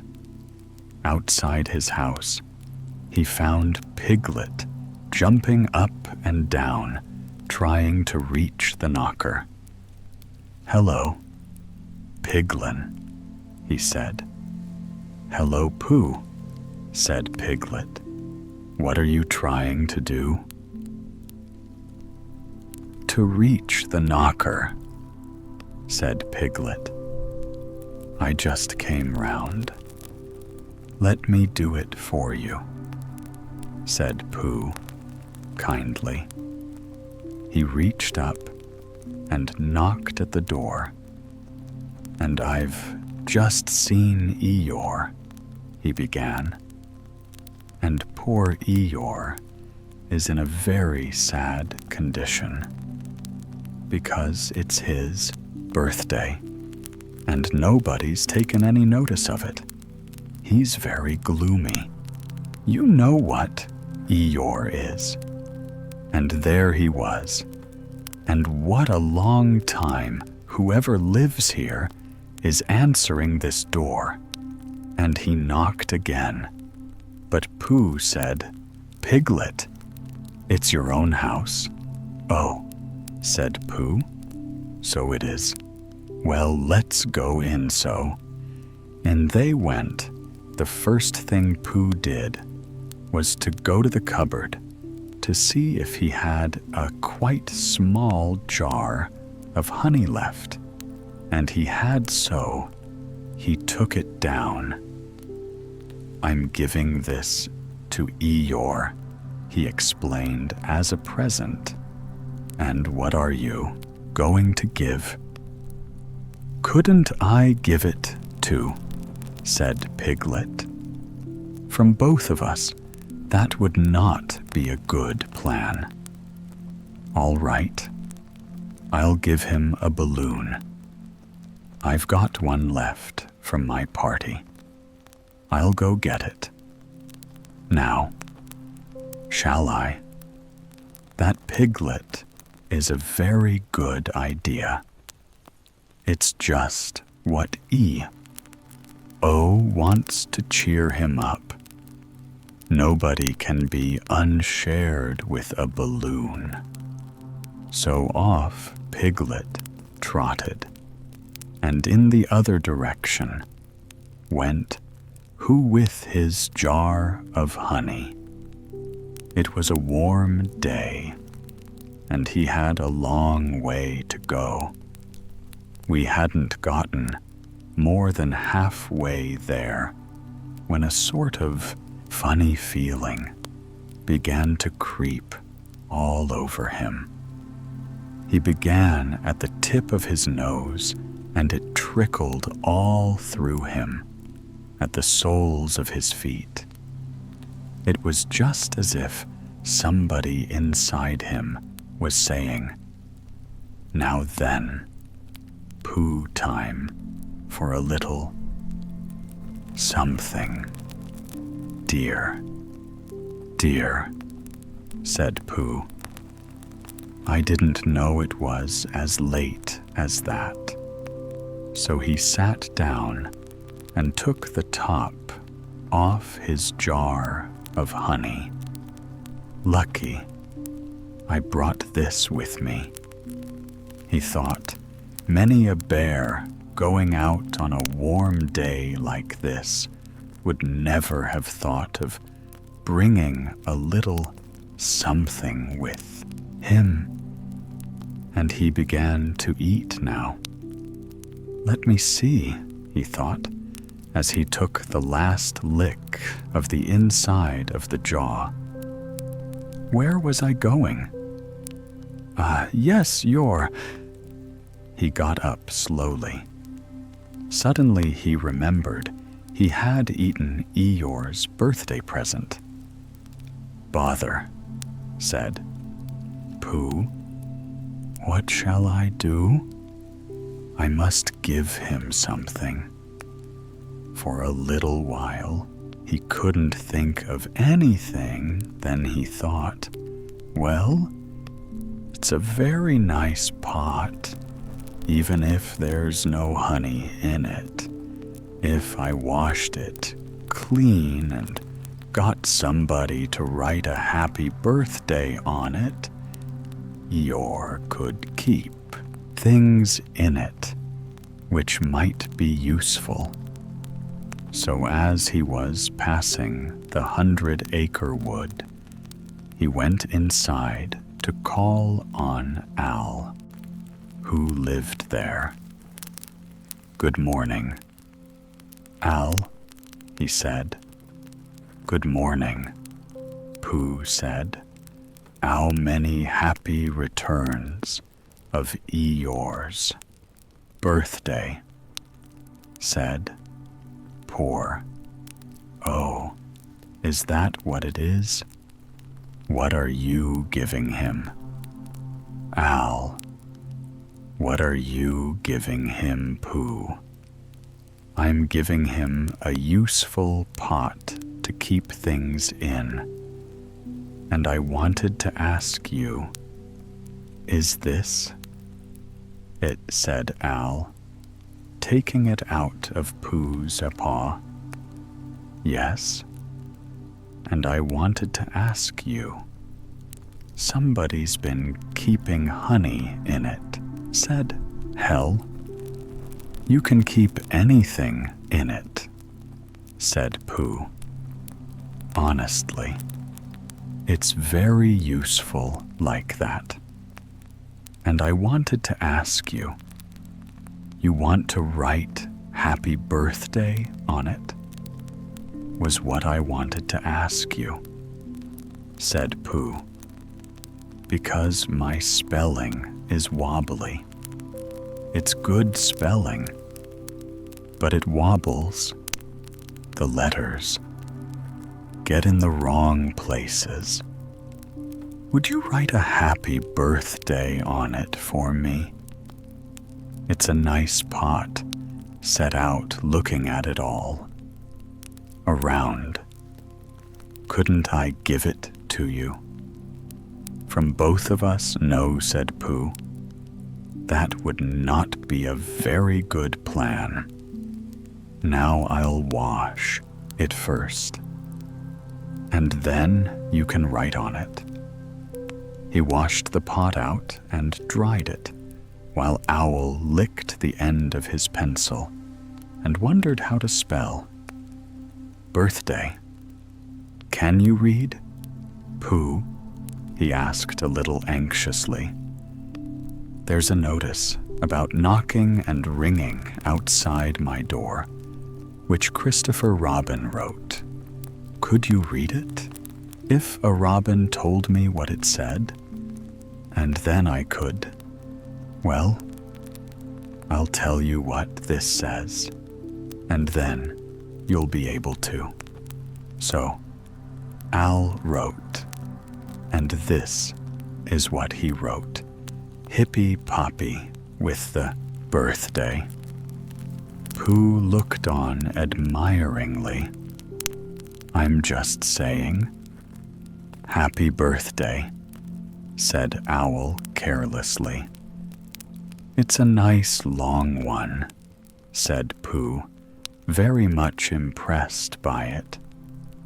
"Well, actually, of course I'm saying, very happy birthday.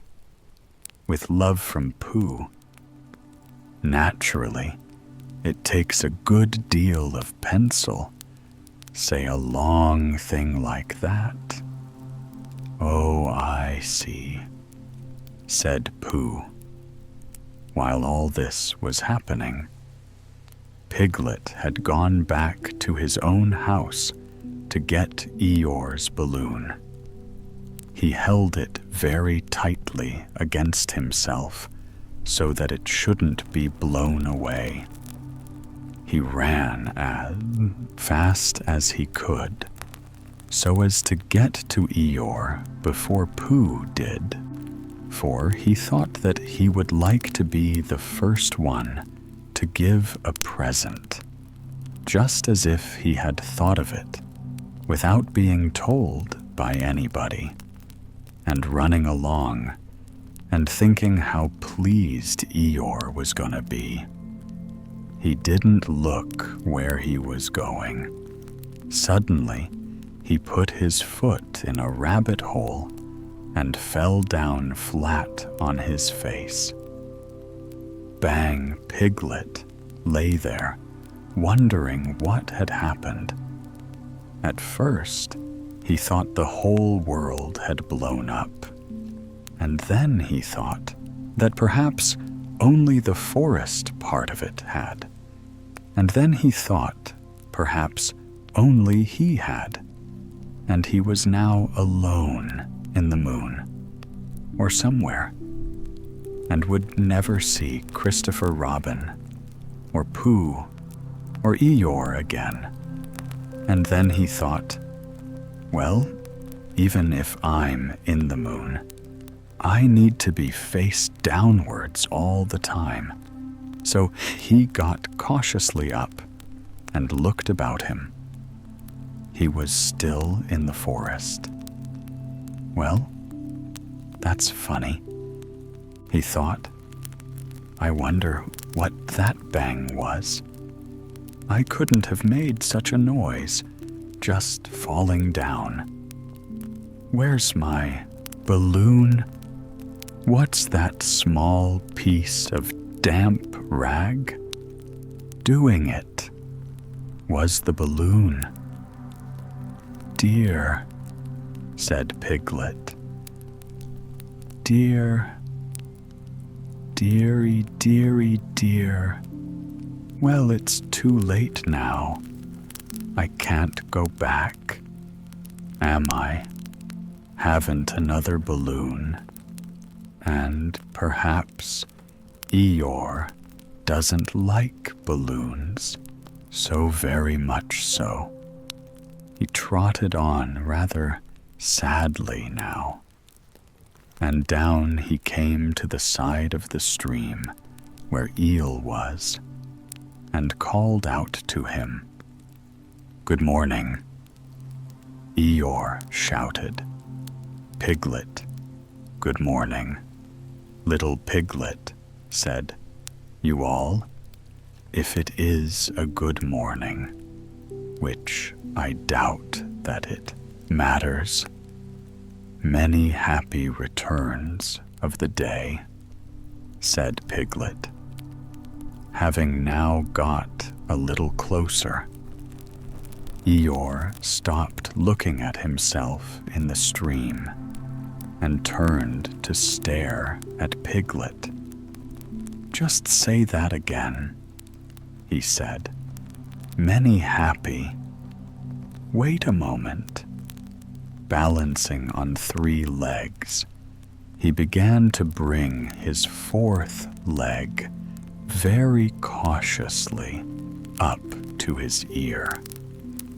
I did this yesterday, he explained as he fell down for the 3rd time. It's quite easy. It's so I can hear better. There, that's done it now. Then, what were you saying? He pushed his ear forward with his hoof. Many happy returns of the day, said Piglet. Again, meaning me. Of course, you know. My birthday. Yes, me. Having a real birthday. Yes, Eeyore.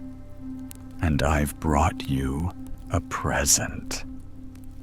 Eeyore took down his right hoof from his right ear, turned round, and with great difficulty put up his left hoof. And I must have that in the other ear, he said. Now, then, a present, said Piglet very loudly, meaning me. Again, yes, my birthday still. Of course, you're going on having a real birthday. Yes. Yo and I brought you a balloon. Balloon City. Or you did say balloon. One of those big colored things that you blow up, song and dance. Here we are. There we are. Yes, but I'm afraid I'm very sorry. But when I was running along to bring it to you, I fell down. Dear, dear, how unlucky you ran too fast. I expect you didn't hurt yourself, little piglet. No, but Eeyore, I burst the balloon. There was a very long silence. My birthday balloon. Yes, y'all, said Piglet, sniffling a little here. It is with many happy returns. Of the day he gave the small piece of damp rag. Is this? It said he or a little surprised Piglet nodded. My present. Piglet nodded again. The balloon. Yes, thank you, Piglet. Cereal? You don't mind me asking? He went on. But what color was this balloon when it was a balloon? Red. I just wondered, Reed. He murmured to himself. My favorite color. How big was it? About as big as me. I just wondered about as big as Piglet, he said to himself sadly. My favorite. Sisu, well, Piglet felt very miserable and didn't know what to say. He was still opening his mouth to begin something, and then deciding that it wasn't any good, saying that when he heard a shout from the other side of the river, and there was Pooh. Many happy returns of the day, called Alp, forgetting that he had said it already. Cute, Pooh. I'm having them, said Eeyore gloomily. I've brought you a little presents, at Pooh excitedly. I've had it, said Eeyore. Pooh had now splashed across the stream to Eeyore, and Piglet was sitting a little way off his head, and his paws snuffling to himself. It's a useful pot, said Pooh.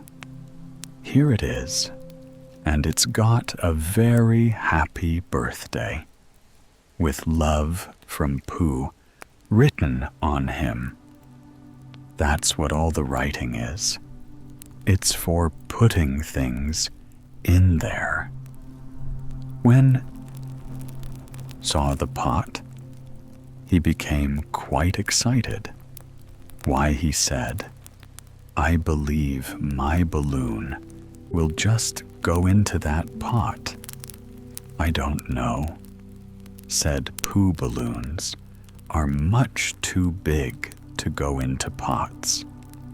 What you do with a balloon is you hold the balloon. Not mine, said he, or proudly, Luck, Piglet. And as Piglet looked sorrowfully round, Eeyore picked up the balloon with his teeth and placed it carefully in the pot, picked it out, put it on the ground, picked it up again, and put it carefully back. So it does, said Pooh. It goes in, so it does, said Piglet. And it comes out. Doesn't it? Said Eel. It goes in and out, like anything. I'm very glad, said Pooh happily, that I thought of giving you a useful pot to put things in. I am very glad, said Piglet, happily, that I thought of giving you something to put in a useful pot. But Eeyore wasn't listening. He was taking the balloon out and putting it back in again, as happy as could be. "Didn't I give him anything?" asked Christopher Robin. Sadly. "Of course you did. I said you gave him. Don't you remember? A little. I gave him a box of paints to paint things with. That was it. Why didn't I give it to him in the morning? You were so busy getting his party ready for him. He had a cake with icing on the top and 3 candles in his name in pink sugar. Yes, I remember," said Christopher Robin. The end chapter 7, in which Kanga and Baby Roo come to the forest, and Piglet has a bath. Nobody seemed to know where they came from, but there they were in the forest, Kanga and Baby Roo. When Pooh asked Christopher Robin, "How did they come here?" Christopher Robin said, in the usual way, if you know what I mean. "Who?" And Pooh, who didn't, said, "Oh," then he nodded his head twice and said, in the usual way, Then he went to call upon his friend Piglet to see what he thought about it. Anna Piglet's house he found, Rabbit. So they all talked about it together. "What I don't like about it is this," said Rabbit. "Here are we, you who and you, Piglet and me. And suddenly, and you're," said Pooh Andy, and then suddenly, and Al, said Pooh and Al, and all of a sudden, "Owen, Eeyore," said Pooh. "I was forgetting him here." "We are," said Rabbit, very slowly and carefully, "all of us. And then, suddenly, we wake up one morning, and what do we find? We find a strange animal among us, an animal of whom we have never even heard before, an animal who carries her family about with her in her pocket. Suppose I carried my family about with me in my pocket. How many pockets should I want?" 16, said Piglet. 17. "Isn't it?" said Rabbit. "And one more for a handkerchief. That's 18. 18 pockets in one suit." I have at the time there was a long and thoughtful silence. And then Pooh, who had been frowning very hard for some minutes, said, "I make it 15. "What?" said Rabbit. 15. 15. "What, your family? What about them?" Who rubbed his nose and said that he thought Rabbit had been talking about his family. "Did I?" said Rabbit carelessly. "Yes, you said." "Never mind." "Pooh," said Piglet impatiently. "The question is, what are we to do about Kanga? Said Pooh. The best way, said Rabbit, would be this. The best way would be to steal Baby Roo and hide him. And then, when Kanga says, "Where's Baby Roo?" we say, "Aha!" Said Pooh, practicing. Of course, he went on, we could say, even if we hadn't stolen Baby Roo.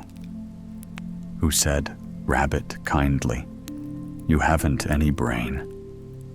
"Well, I know," said Pooh humbly. We say aha, so that Kanga knows that we know where Baby Roo is. Aha means we'll tell you where the Baby Roo is, if you promise to go away from the forest and never come back. Now, don't talk. While I think, Pooh went into a corner and tried saying aha in that sort of voice.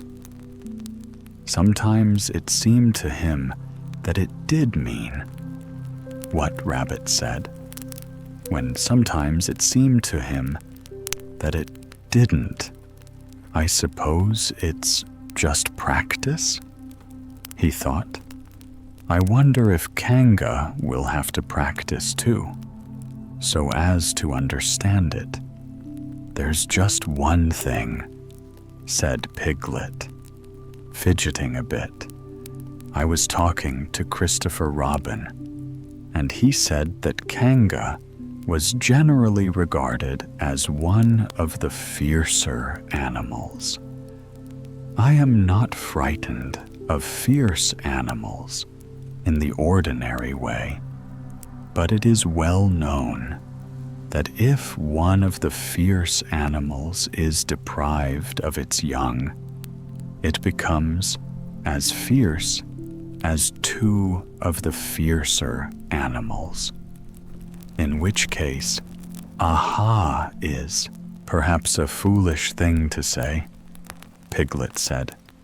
Rabbit, taking out a pencil and licking the end of it. You haven't any pluck.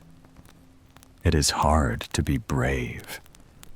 Except Piglet's, sniffling slightly, when you're only a very small animal. Rabbit, who had begun to write very busily, looked up and said, It is because you're a very small animal that you will be useful in the adventure before us. Piglet was so excited at the idea of being useful that he forgot to be frightened anymore. And when Rabbit went on to say that Kanga were only fierce, during the winter months, being at other times of an affectionate disposition, he could hardly sit still. He was so eager to begin being useful at once. What about me? Said Pooh, sadly. I suppose I shan't be useful. Never mind, Pooh, said Piglet, comfortingly. Another time, perhaps. Without Pooh, said Rabbit, solemnly, as he sharpened his pencil, the adventure would be impossible, said Piglet, and tried not to look disappointed.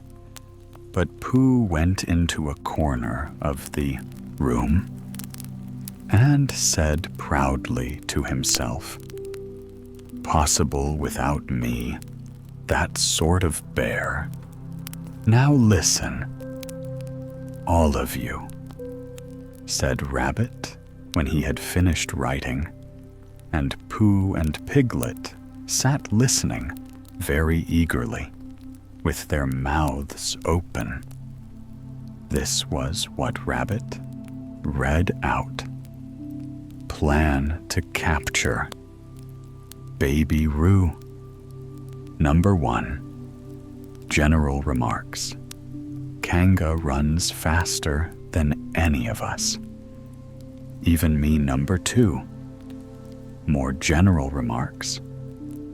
Kanga never takes her eye off of Baby Roo, except when he's safely buttoned up in her pocket.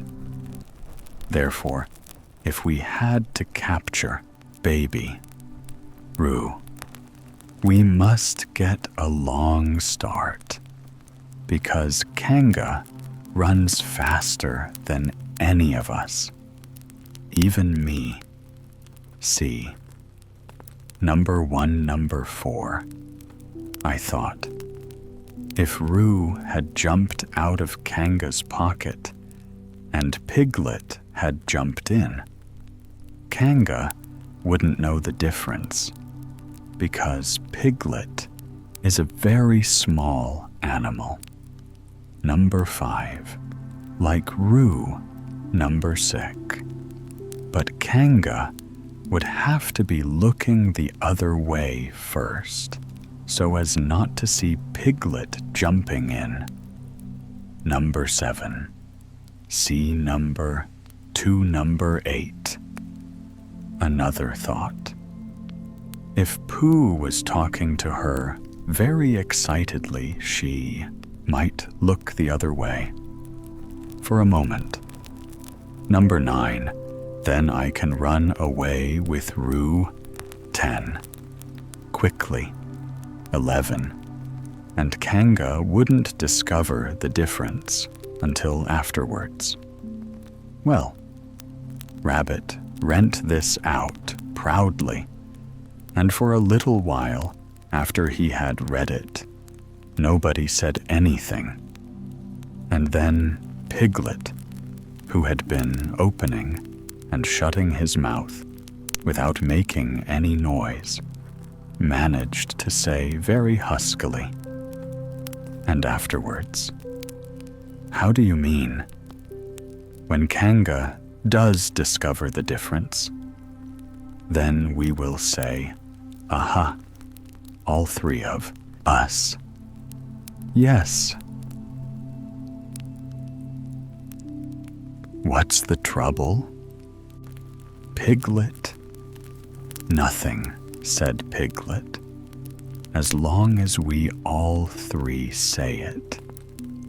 But as long as we all 3 say it, I don't mind. But I shouldn't care to say "aha" by myself. It wouldn't sound nearly so well. By the way, you are quite sure what you said about the winter months? The winter months? Yes, only being fierce in the winter months.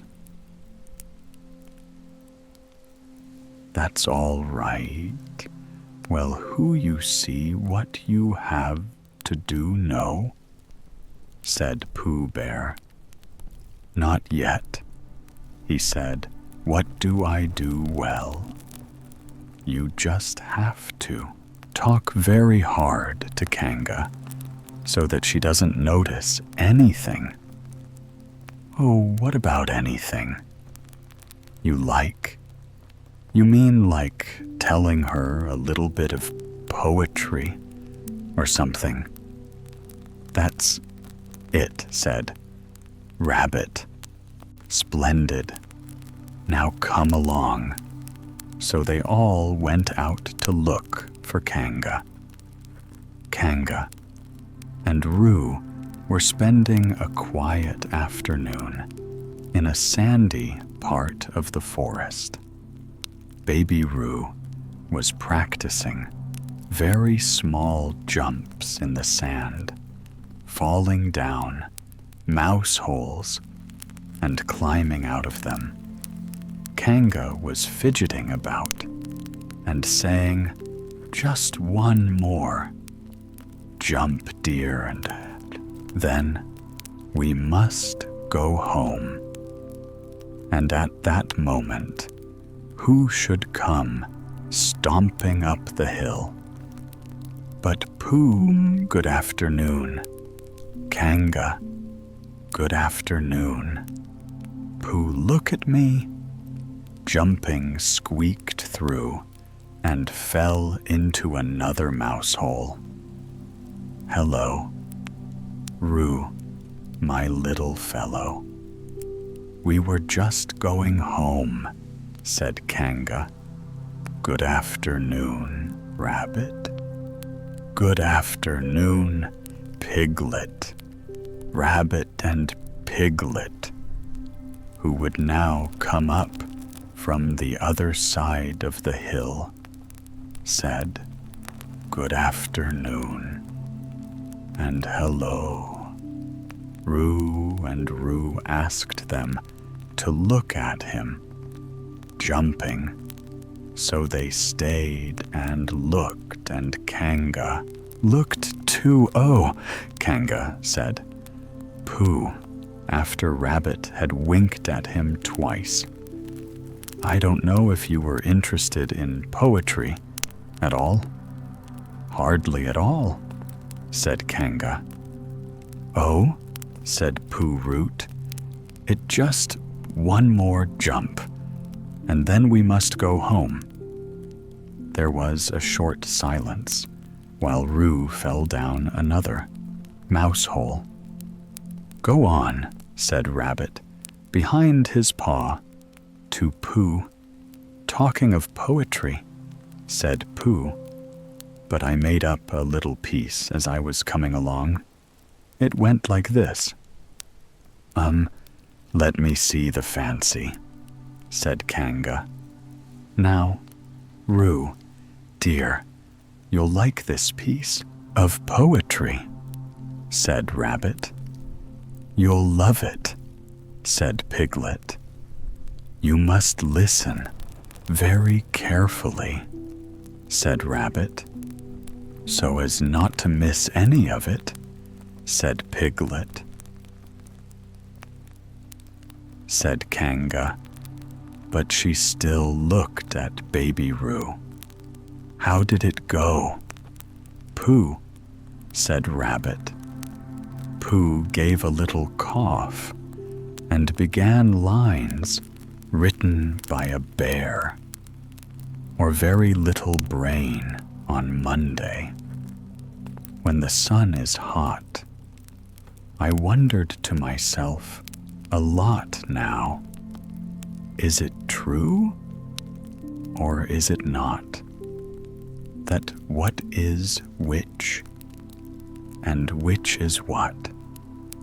On Tuesday, when it hails and snows, the feeling on me grows and grows that hardly anybody knows if those are these or these are those on Wednesday, when the sky is blue, when I have nothing else to do.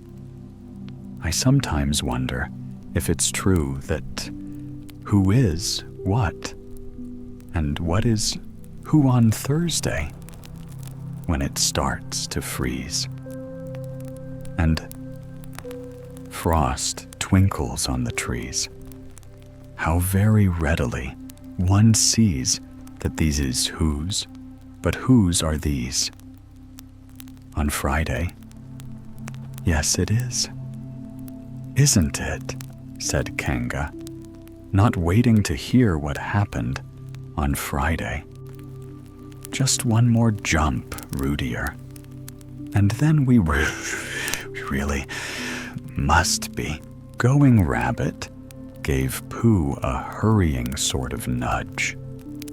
Talking of poetry, said Pooh. Quickly, have you ever noticed that tree right over there? Where? Said Kanga. Now, Roo, Right over there, said Pooh, pointing behind Kanga's back. No, said Kanga. Now, jump in, Rudia, and we'll go home. You ought to look at that tree right over there, said Rabbit. Shall I lift you in, Roo? And he picked up Roo in his paws. I can see a bird in it from here, said Pooh. Or is it a fish? You ought to see that bird from here, said Rabbit. Unless it is a fish. It isn't a fish. It's a bird, said Piglet.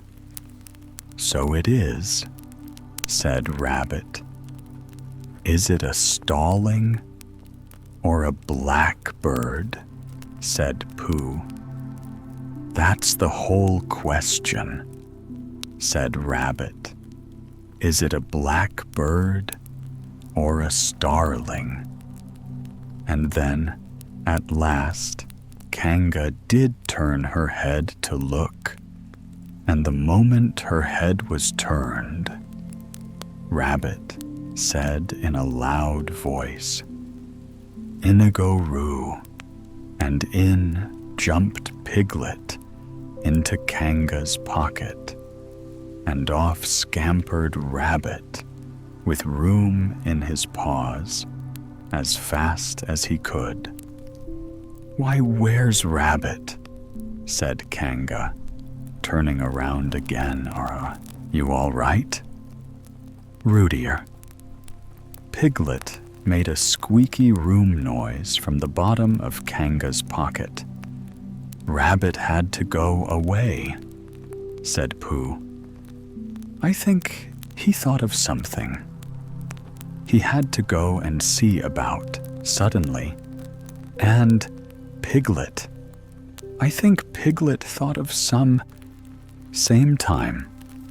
Suddenly, well, we must be getting homes at Kanga, Goodbye Pooh, and in 3 large jumps she was gone. Pooh looked after her as she went. I wish I could jump like that, he thought. Some can, and some can't. That's how it is. But there were moments when Piglet wished that Kanga couldn't often. When he had a long walk through the forest, he had wished that he were a bird. But now he thought jerkily to himself at the bottom of Kanga's pocket, if this is flying, I shall never really take to it.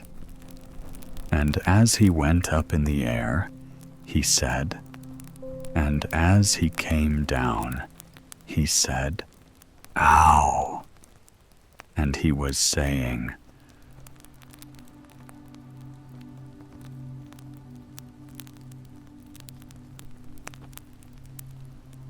of course, as soon as Kanga unbuttoned her pocket, she saw what had happened.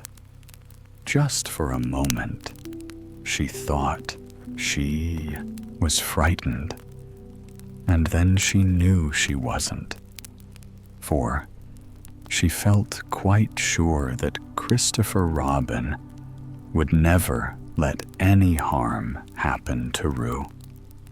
So she said to herself, if they're having a joke with me, I will have a joke with them.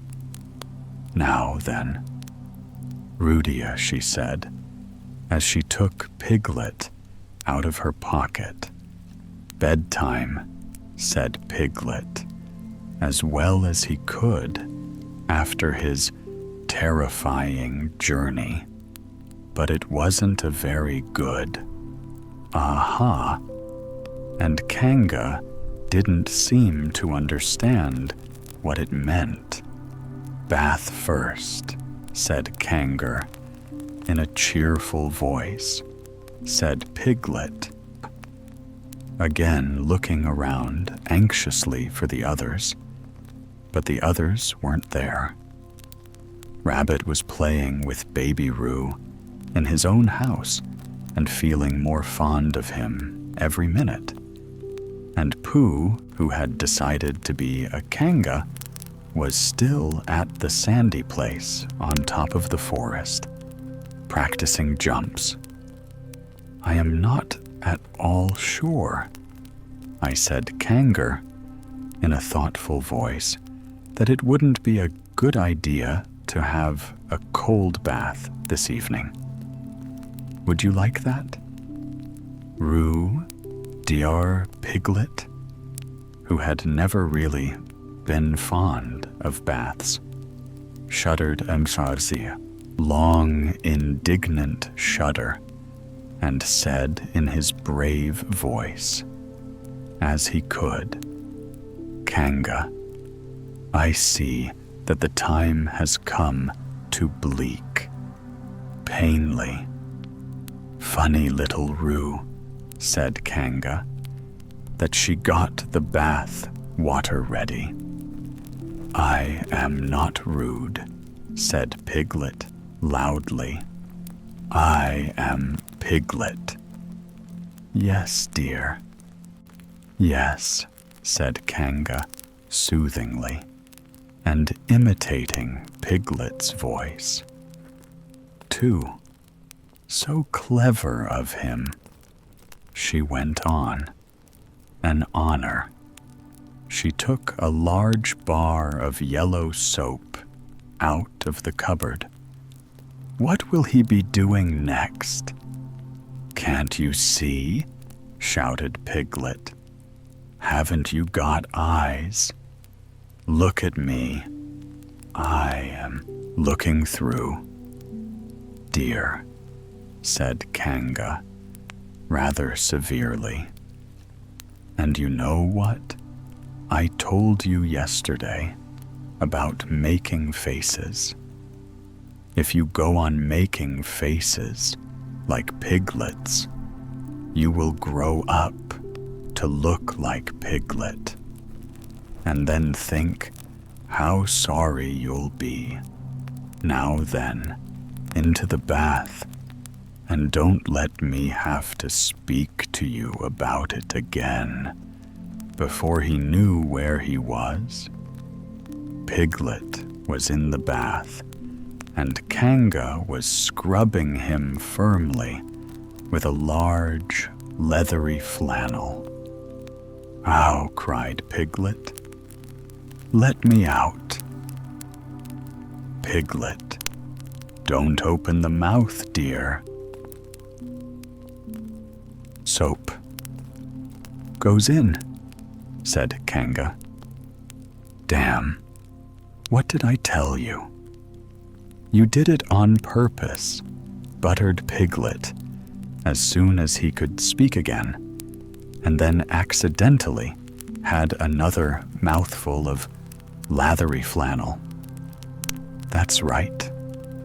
Dear, don't say anything," said Kanga. And then another minute, Piglet was out of the bath and being rubbed dry with a towel. "Now," said Kanga, "here's your medicine." And then, "Bed medicine," said Piglet, "to make you grow big and strong. Dear, you don't want to grow up small and weak, like Piglet, do you at that moment?" There was a knock at the door.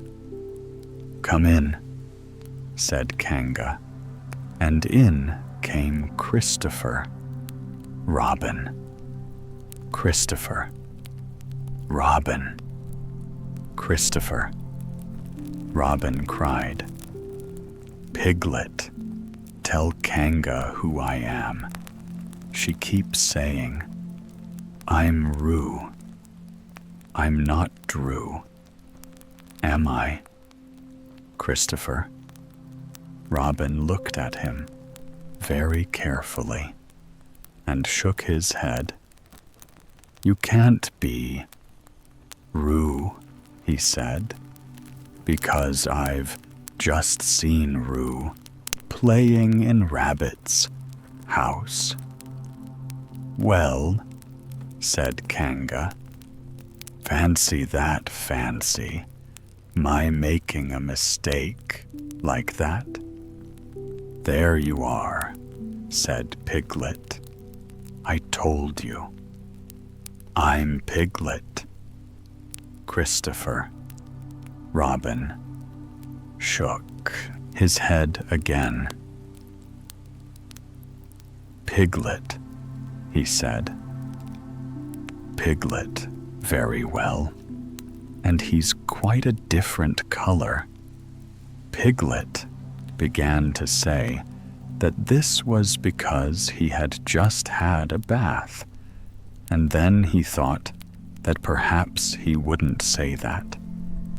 And as he opened his mouth to say something else, Kanga slipped the medicine spoon in and patted him on the back and told him it was really quite a nice taste when you got used to it.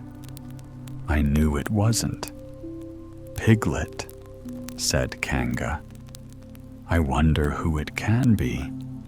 Sit's some relation of Pooh's, said Christopher. Robin, what about a nephew or an uncle or something?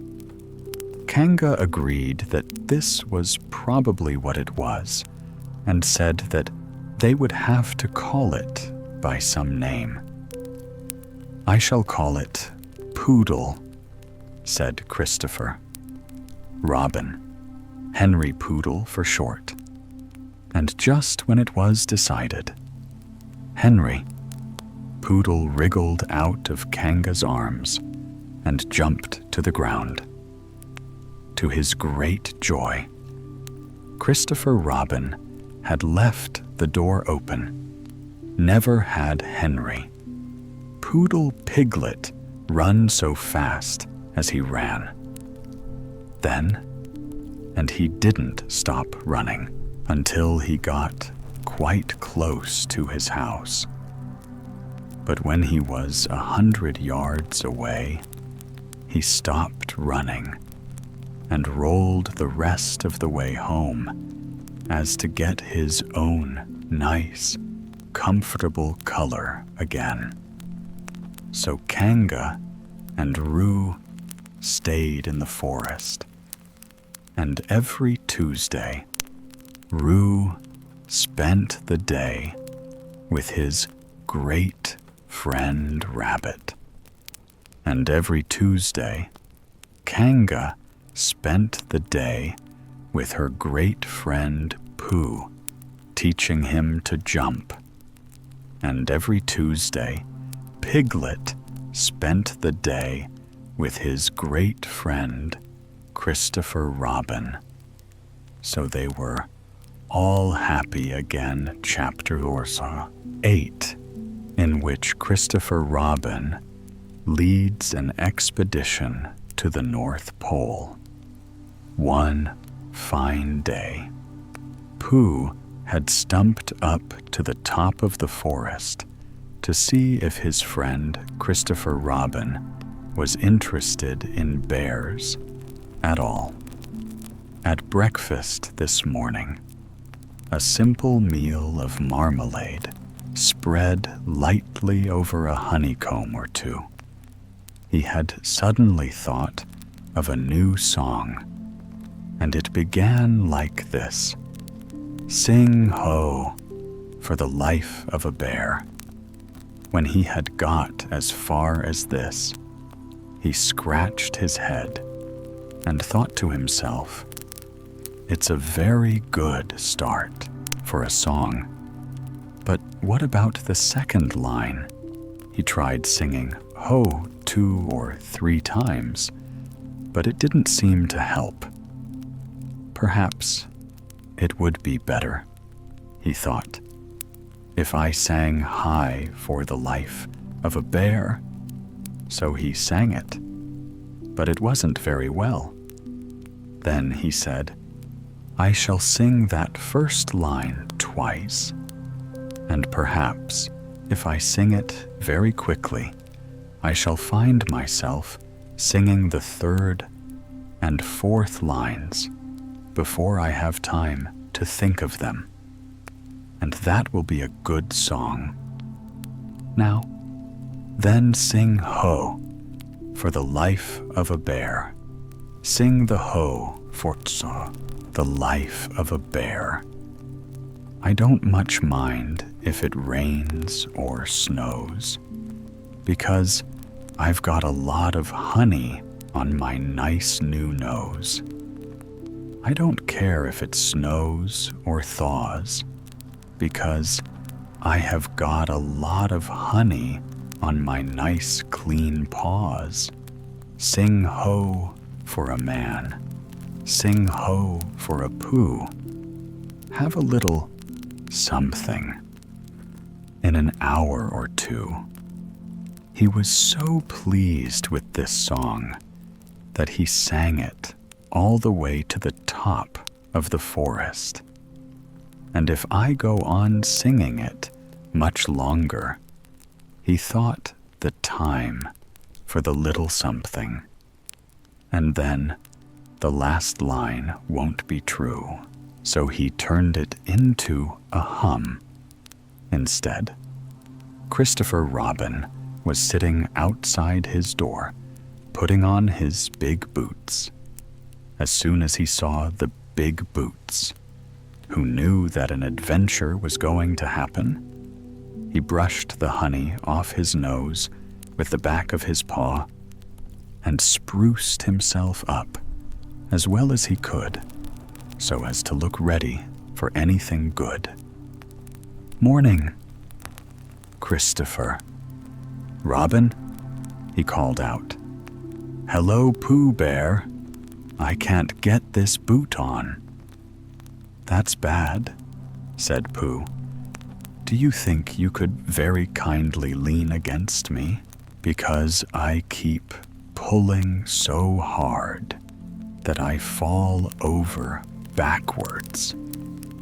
Pooh sat down, dug his feet into the ground, and pushed hard against Christopher Robin's back. Christopher Robin pushed hard against his and pulled at his boot until he had got it on. And that's that, said Pooh. What do we do next? We are all going on an expedition, said Christopher Robin as he got up and brushed himself. Thank you, Pooh, going on an expedition, said Pooh eagerly. I don't think I've ever been on one of those. Where are we going to on this expedition? Expedition. Silly old bear. It's got an X in it, said Pooh. I know, but he didn't really. We're going to discover the North Pole. Oh, said Pooh again. What is the North Pole? He asked. It's just a thing you discover, said Christopher Robin carelessly, not being quite sure himself. I said, Pooh, our bears, any good at discovering it? Of course they are, and Rabbit, and Kanga, and all of you. It's an expedition. That's what an expedition means. A long line of everybody You better tell the others to get ready while I see if my gun's all right. Now, we must all bring provisions. Bring what things to eat, said Poop. Happily, I thought you said provisions. I'll go and tell them. And he stumped off. The first person he met was Rabbit. Hello, Rabbit. Is that you? Let's pretend it isn't, said Rabbit, and see what happens. I've got a message for you. I'll give it to him. We're all going on an expedition with Christopher, Robin. What is it when we're on it? A sort of boat, I think, said Pooh. Oh, that sort. Yes, and we're going to discover a pole or something. Or was it a mole? Anyhow, we're going to discover it. We are we? Said Rabbit. Yes, and we've got to bring things to eat with us, in case we want to eat them. Now, I'm going down to Piglet's. Tell Kanga. Will you? He left Rabbit and hurried down to Piglet's house. The piglet was sitting on the ground at the door of his house, blowing happily at a dandelion, wondering whether it would be this year, next year, sometime, or never. He had just discovered that it would be never, and he was trying to remember what it was, hoping. It wasn't anything nice when Pooh came up. Piglet, Piglet, said Pooh excitedly. We're going on an expedition, all of us, with things to eat, to discover something. What? Said Piglet anxiously. Or just something. Nothing. Fierce. Christopher Robin didn't say anything about fierce. He just said it had an X, isn't there? Next, my mind said Piglet, earnestly. It's there, teeth. But if Christopher Robin is coming, I don't mind anything. In a little while, they were already at the top of the forest, and the expedition started. First came Christopher Robin, and Rabbit, then Piglet, and Pooh, then Kanga, with Roo in her pocket, an owl, then Eeyore, and at the end, in a long line, all Rabbit's friends and relations. I didn't ask them, explained Rabbit carelessly. They just came. They always do. They can march at the end after Ryer. What I say? City? Or is that? It's unsettling. I didn't want to come on this X. What Pooh said. I only came to oblige. But here I am, and if I am the end of the X, what we're talking about, then let me be the end. But if every time I want to sit down for a little rest, I have to brush away half a dozen of Rabbits, smaller friends and relations first, then this isn't an X, whatever it is at all. It's simply a confused noise. That's what I say. I see what your means, said Al. if you ask me. I'm not asking anybody, said he, or I'm just telling everybody. We can look for the North Pole, or we can play. Here we go, gathering nuts in May, with the end part of an ant's nest. It's all the same to me. There was a shout from the top of the line. Come on, called Christopher Robin. Come on, Cold Pooh. And Piglet, come on, called Owl. We're starting, said Rabbit. Must go. And he hurried off to the front of the expedition with Christopher. Robin. All right, said. We're going. Don't blame me.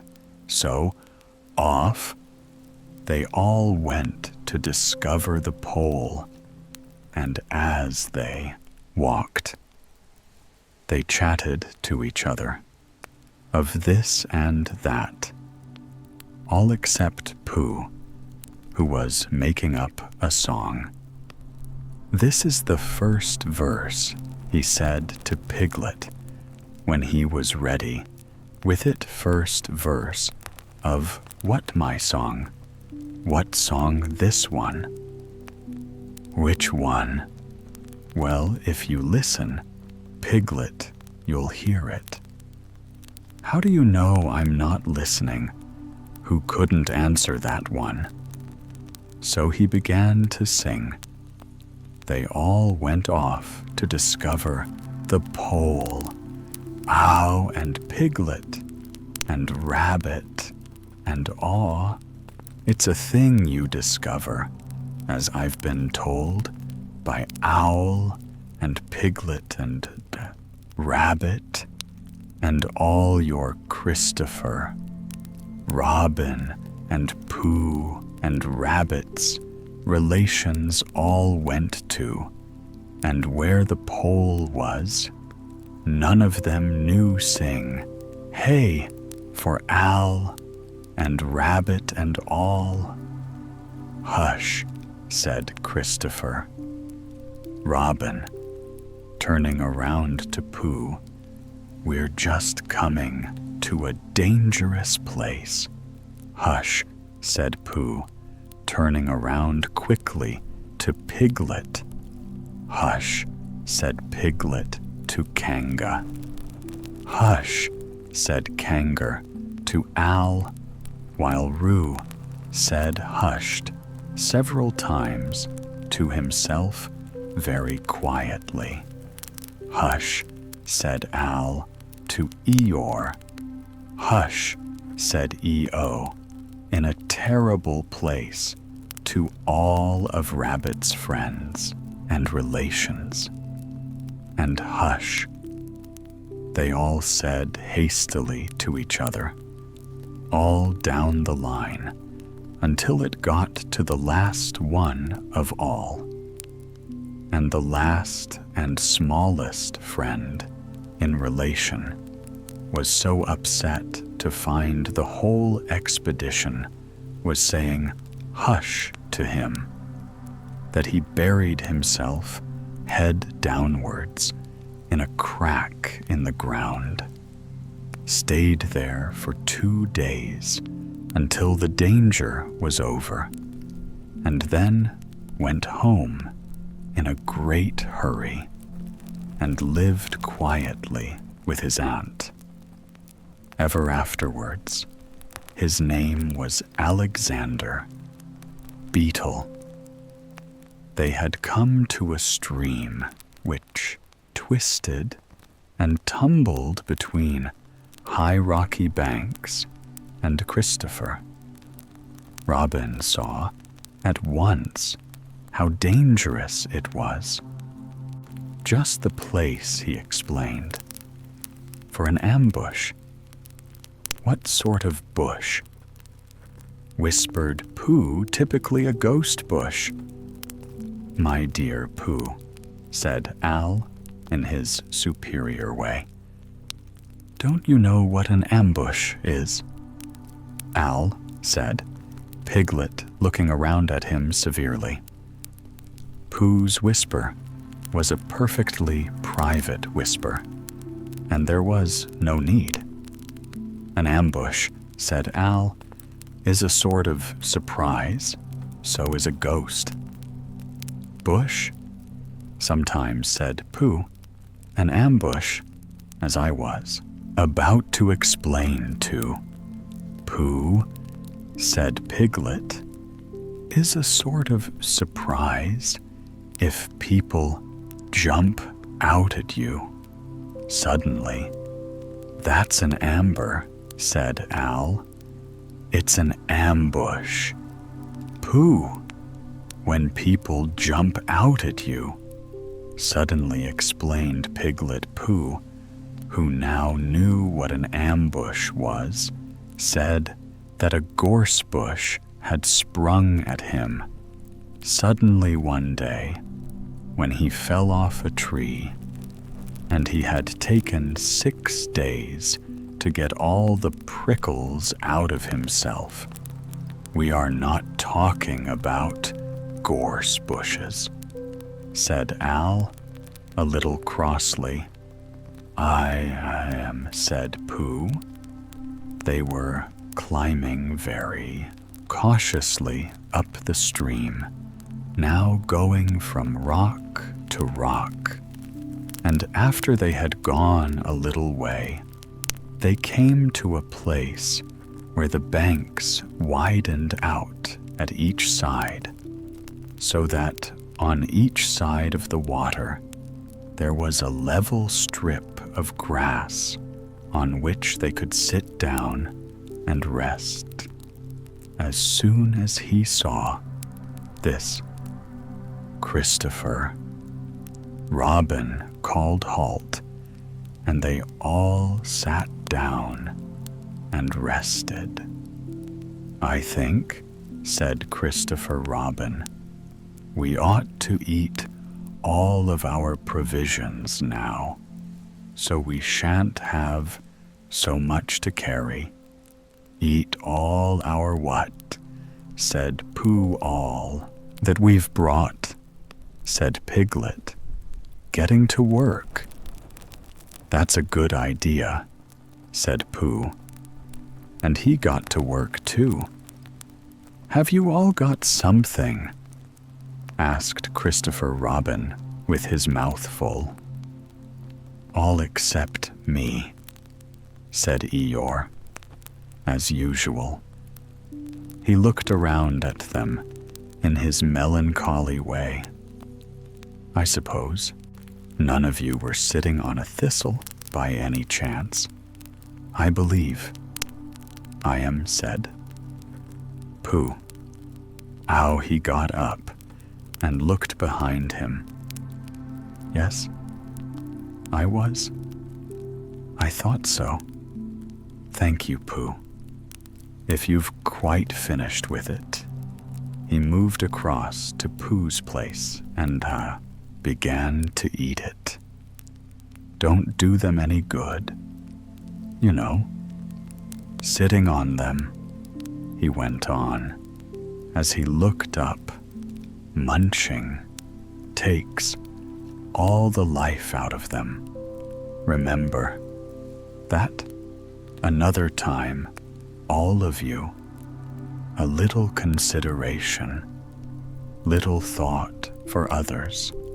It makes all the difference."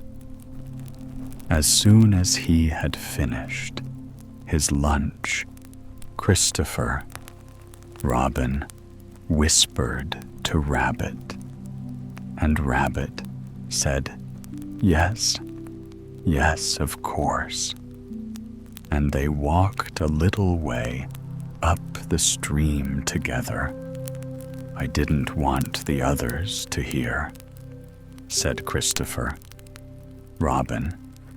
"Quite so," said Rabbit, looking important. I wondered, It's only Rabbit. I suppose you don't know. What does the North Pole look like? Well, said Rabbit, stroking his whiskers.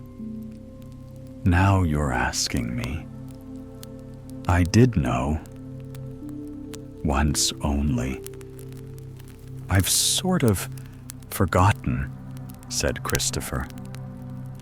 Robin, carelessly. Funny thing, said Rabbit, but I've sort of forgotten too. Although I did know. Once, I suppose, it's just a pole stuck in the ground. Sure to be a pole, said Rabbit, because of calling it a pole. And if it's a pole, well, I think it would be sticking in the ground. Shouldn't you? Because there'd be nowhere else to stick it? Yes, that's what I thought. The only thing, said Rabbit. Where is it sticking? That's what we're looking for, said Christopher Robin. They went back to the others. Piglet was laying on his back, sleeping peacefully. Roo was washing his face and paws in the stream, while Kanga explained to everybody proudly that this was the first time he had ever washed his face himself. An owl was telling Kanga an interesting anecdote, full of long words like encyclopedia and rhododendron, to which Kanga wasn't listening. I don't hold with all this wash and grumbledore, this modern behind the ears nonsense. What do you think? Pooh well said. Pooh, I think. But we shall never know what Pooh thought, for there came a sudden squeak from Roo, splash, and a loud cry of alarm from Kanga. So much for washing. Say your Roo's fallen in, cried Rabbit, and he and Christopher Robin came rushing down to the rescue. Look at me! Swimming, squeaked Roo from the middle of his pool, and was hurried down a waterfall into the next pool. Are you all right? Roo, dear, called Kanga, anxiously. Yes, said Roo. Look at me. And down he went, over the next waterfall, into another pool. Everybody was doing something to help Piglet. Wide Awake suddenly was jumping up and down and making, noises. Al was explaining that in a case of sudden and temporary immersion, the important thing was to keep the head above water. Anger was jumping along the bank, saying, Are you sure you're all right? Rude here, to which Roo, from whatever pool he was in at the moment, was answering, Look at me, swimming. Eeyore had turned round and hung his tail over the first pool into which Roof fell, and with his back to the accident, was grumbling quietly to himself, saying all the washing, but catch on to my tail, little Roo. and you'll be all right. And Christopher, Robin, and Rabbit came hurrying past Eeyore and were calling out to the others in front of them. All right? Roo, I'm coming, called Christopher. Robin, get something across the stream from lower down. Some of you fellows called Rabbit, but Pooh was getting something 2 pools down. Below Row, he was standing with a long pole in his paws, and Kanga came up and took one end of it between them. They held it across the lower part of the pool, and Roo, still bubbling proudly, look at me, swimming, drifted up against it and climbed out. Did you see me swimming, sweet? Roo excitedly, while Kanga scolded him and rubbed him down. Pooh, did you see me swimming? That's called swimming. What I was doing, Rabbit. Did you see what I was doing? Swimming. Hello, Piglet. I say, Piglet. What do you think I was doing swimming? Christopher, Robin, did you see me? But Christopher Robin wasn't listening. He was looking at Pooh. Pooh, he said, where did you find that pole? Pooh looked at the pole in his hands. I just found it, he said. I thought it ought to be useful. I just picked it up. Who said, Christopher? Robin. Solemnly, the expedition is over. You have found the North Pole. Oh, said Pooh. Eeyore was sitting with his tail in the water. When they all got back to him, tell Room to be quick, somebody, he said. My tail's getting cold. I don't want to mention it, but I just mentioned it. I don't want to complain, but there it is.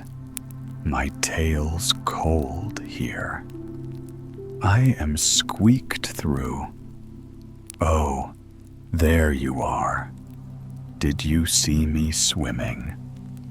Eeyore took his tail out of the water and swished it from side to side. As I expected, he said, lost all feeling, numbed it. That's what. It's done, numbed it. Well, as long as nobody minds, I suppose it's all right. Poor old deal. I'll dry it for you, said Christopher Robin. He took out his handkerchief and rubbed it up. Thank you, Christopher. Robin, you're the only one who seems to understand about tails. They don't think that's what's the matter with some of these others. No imagination. A tail isn't a tail to them. It's just a little bit extra at the back. Never mind, Eeyore said. Christopher Robin, rubbing his hardest. Is that better? It's feeling more like a tail again. Perhaps it belongs again, if you know what I mean. Hello, Eeyore said. Pooh coming up to them with his pole. Hello, Pooh. Thank you for asking, but I shall be able to use it again in a day or two. Use? What said? Pooh. What are we talking about? I wasn't talking about anything, said Pooh, looking puzzled. My mistake. Again. I thought you were saying how sorry you were about my tail being all numb. And could you do anything to help? No, said Pooh. That wasn't me? He thought for a little, and then suggested helpfully. Perhaps it was somebody else. Wow. Thank him for me when you see him. Pooh looked anxiously at Christopher. Robin. Pooh's found the North Pole, said Christopher. Robin. Isn't that lovely?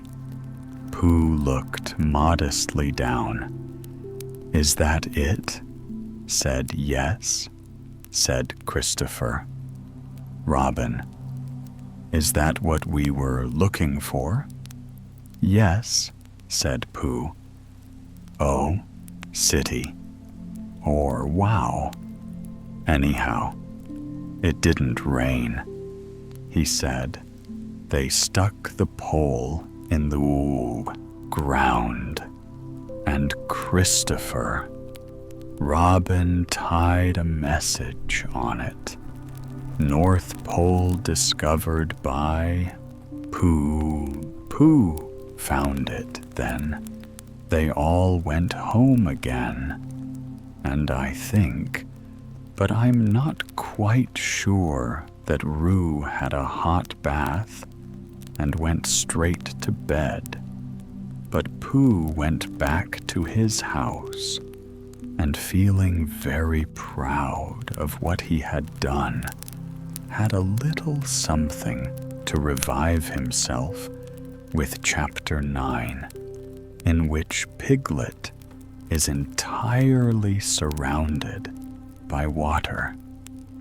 It rained, and it rained, and it rained. Piglet told himself that never in all his life. And he was goodness. Notice how old 3 was it? Or 4? Never had he seen so much rain. Days and days and days. If only he thought.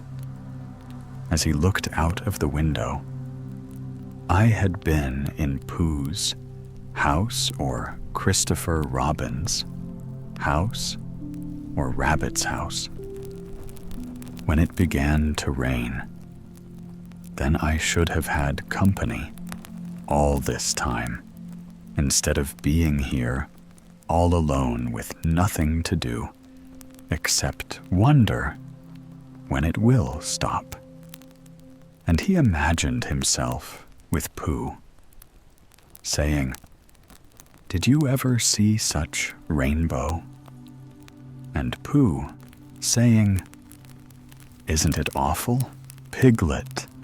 And Piglet saying, "I wonder how it is over Christopher Robin's way," who saying, "I should think poor old Rabbit is about flooded out."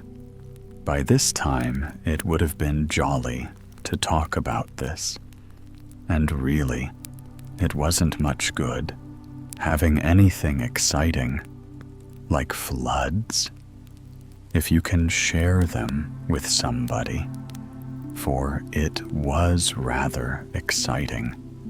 The little dry ditches in which Piglet had nosed about so often had become streams The little streams across which he had splashed were rivers, and the river, between whose steep banks they had played so happily, had sprawled out of its bed and was taking up so much room everywhere that Piglet was beginning to wonder whether it would be coming into his bed soon.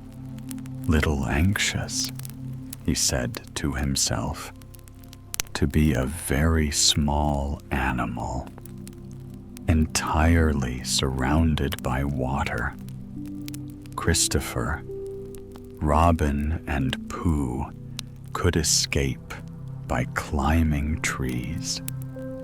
Kanga could escape by jumping rabbit, could escape by burrowing owl, could escape by flying an Eeyore, could escape by making a loud noise until rescued. And here am I, surrounded by water, and I can't do anything. It went on raining, and every day the water got a little higher, until now it was nearly up to Piglet's window, and still he hadn't done anything. There's Pooh, he thought to himself. Pooh hasn't much brain, but he never comes to any harm. He does silly things, and may turn out right.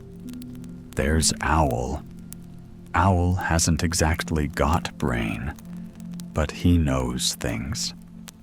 He would know the right thing to do when surrounded by water.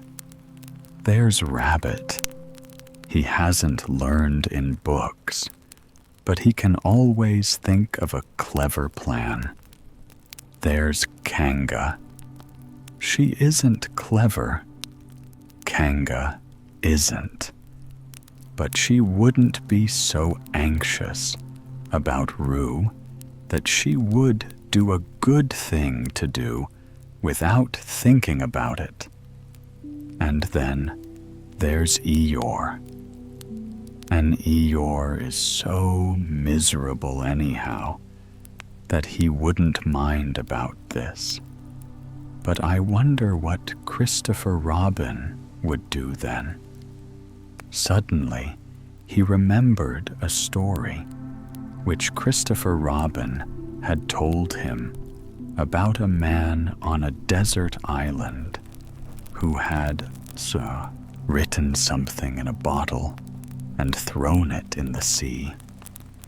And Piglet thought that if he wrote something in a bottle and threw it in the water, perhaps somebody would come and rescue him.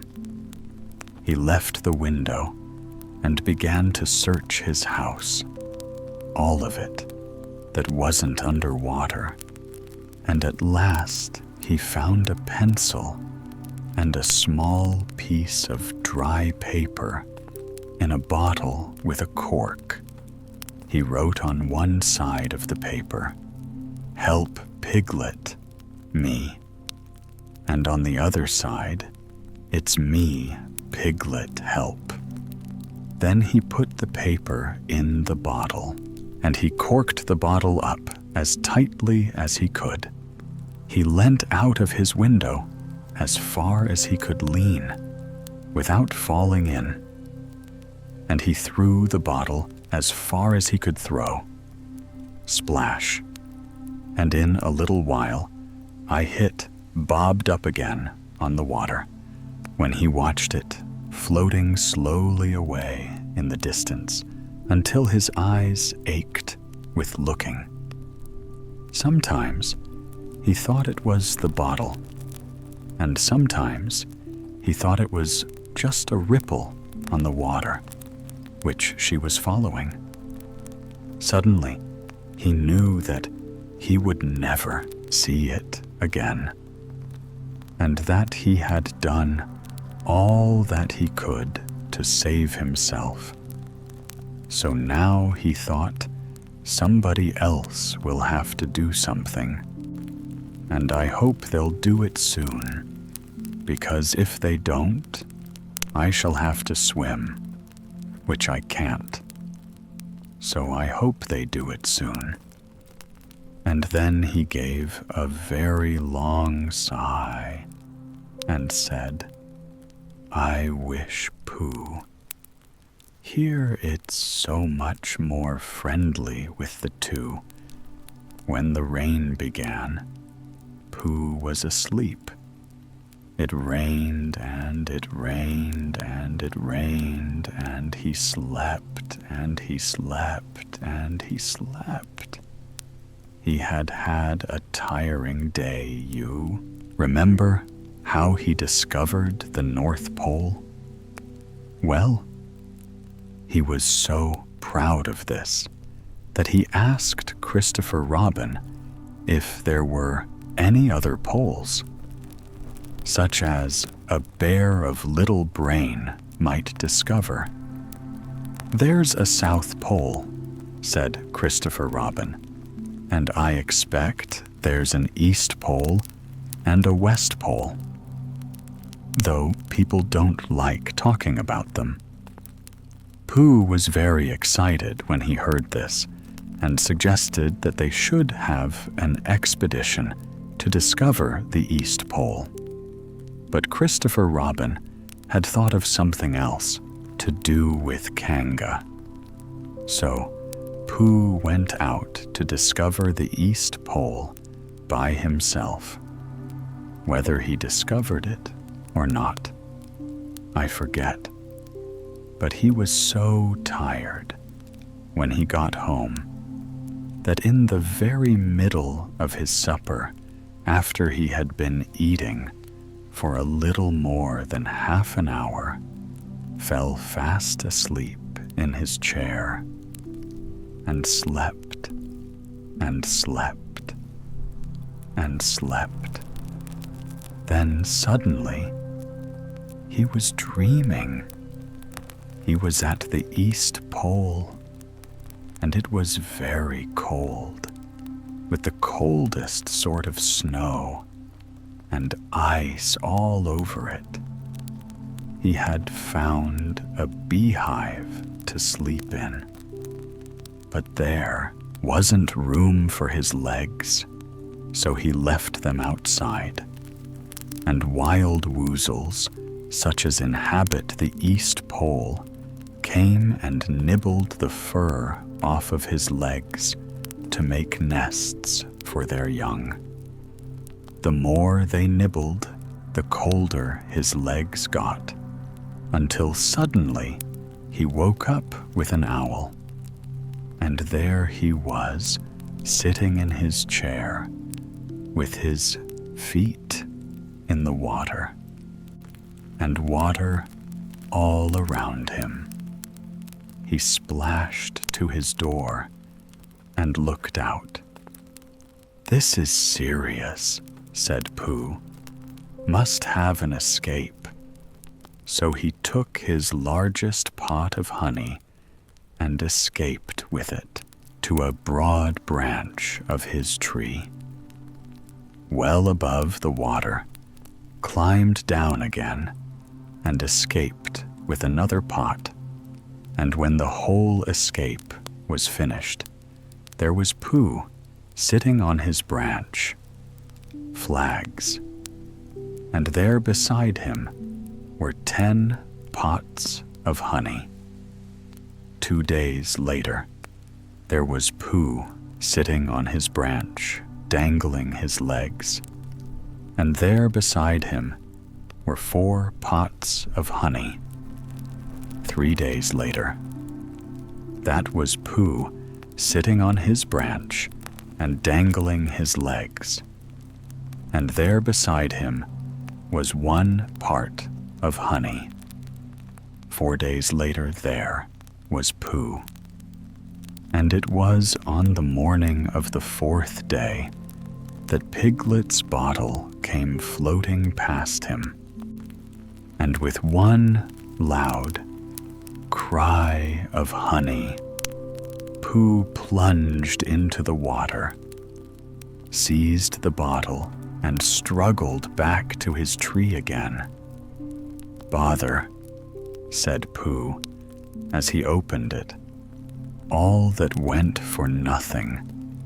What's that bit of paper doing?" He took it out and looked at it. "It's a message," he said to himself. "That's what it is. And that letter is a P, and so is that, and so is that, and P means Pooh.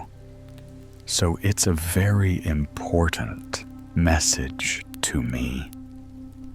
I can't read it. I must find Christopher Robin or Al or Piglet, one of those clever readers who can read things, and they will tell me what this message means. I can't swim, bother." Then he had an idea, and I think that for a bear, a very little brain, it was a good idea. But to himself, if a bottle can float, then a jar conflict. And if a jar floats, I can sit on the top of it. If it's a very big jar. So he took his biggest jar and corked it up. "All boats have to have a name," he said. "So I shall call mine the Floating Bear." And with these words, he dropped his boat into the water and jumped in after it. For a little while, Pooh and the Floating Bear were uncertain as to which of them was meant to be on the top, but after trying one or two different positions, they settled down with the Floating Bear underneath, and Pooh triumphantly astrided, paddling vigorously with his feet. Christopher Robin lived at the very top of the forest. It rained, and it rained, and it rained, but the water couldn't come up to his house. It was rather jolly to look down into the valleys and see the water all around him, but it rained so hard that he stayed indoors most of the time. And the thought about things, every morning he went out with his umbrella and put a stick in the place where the water came up to. And every next morning he went out and couldn't see his stick anymore. So he put another stick in the place where the water came up to, and he walked home again. And each morning he had a shorter way to walk than he had on the morning of the 5th day. He saw the water all around him, and he knew that for the first time in his life, he was on a real island, which was very exciting. It was on this morning that Al came flying over the water to say, "How do you do?" to his friend. "Christopher Robin, say," Al said. "Christopher Robin, isn't this fun? I'm on an island. The atmospheric conditions have been very unfavorable lately," said Al. "What it has been? Raining." Explained how. "Yes," said Christopher Robin, "it has the flood level, has reached an unprecedented height." The who. There's a lot of water about. Yes, said Christopher Robin. There is. However, the prospects are rapidly becoming more favorable. At any moment. Have you seen Pooh? No, at any moment. I hope he's all right, said Christopher Robin. I've been wondering about him. I expect piglets with him. Do you think they're all right? Al? I expect. So you see, at any moment, do come and see how, because Pooh hasn't got very much brain. He might do something silly. I do love him so well. Do you see Al? Though that's all right. So now I'll go back directly.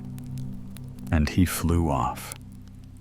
In a little while, he was back again. Pooh? Isn't there? He said. Not there has been.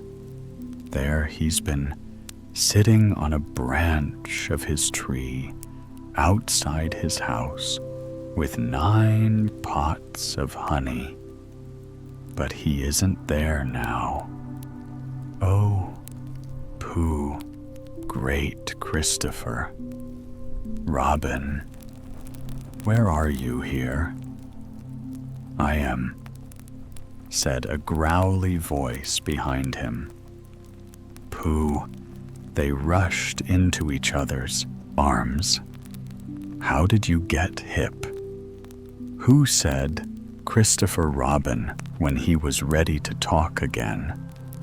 On my boat, said Pooh proudly.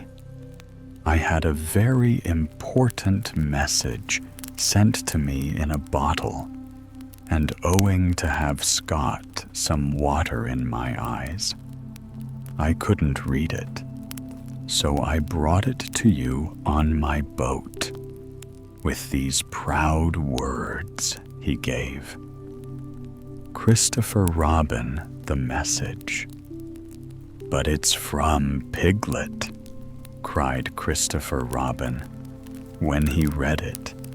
There anything about Pooh in it?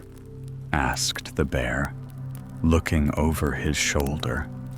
Christopher Robin read the message aloud. Are those peas? Piglets? I thought they were Pooh's. We must rescue him at once. I thought he was with you. Pooh Owl, could you rescue him on your back? I don't think so, said Owl, after a grave thought. It is doubtful if the necessary dorsal muscles. Then would you fly to him at once and say, Rescue is coming, and Pooh and I will think of a rescue and come as quick as ever we can. Don't talk. Out, go quick, and still thinking of something to say. Owl flew off. Oh. Then Pooh, said Christopher Robin. Where's your boat?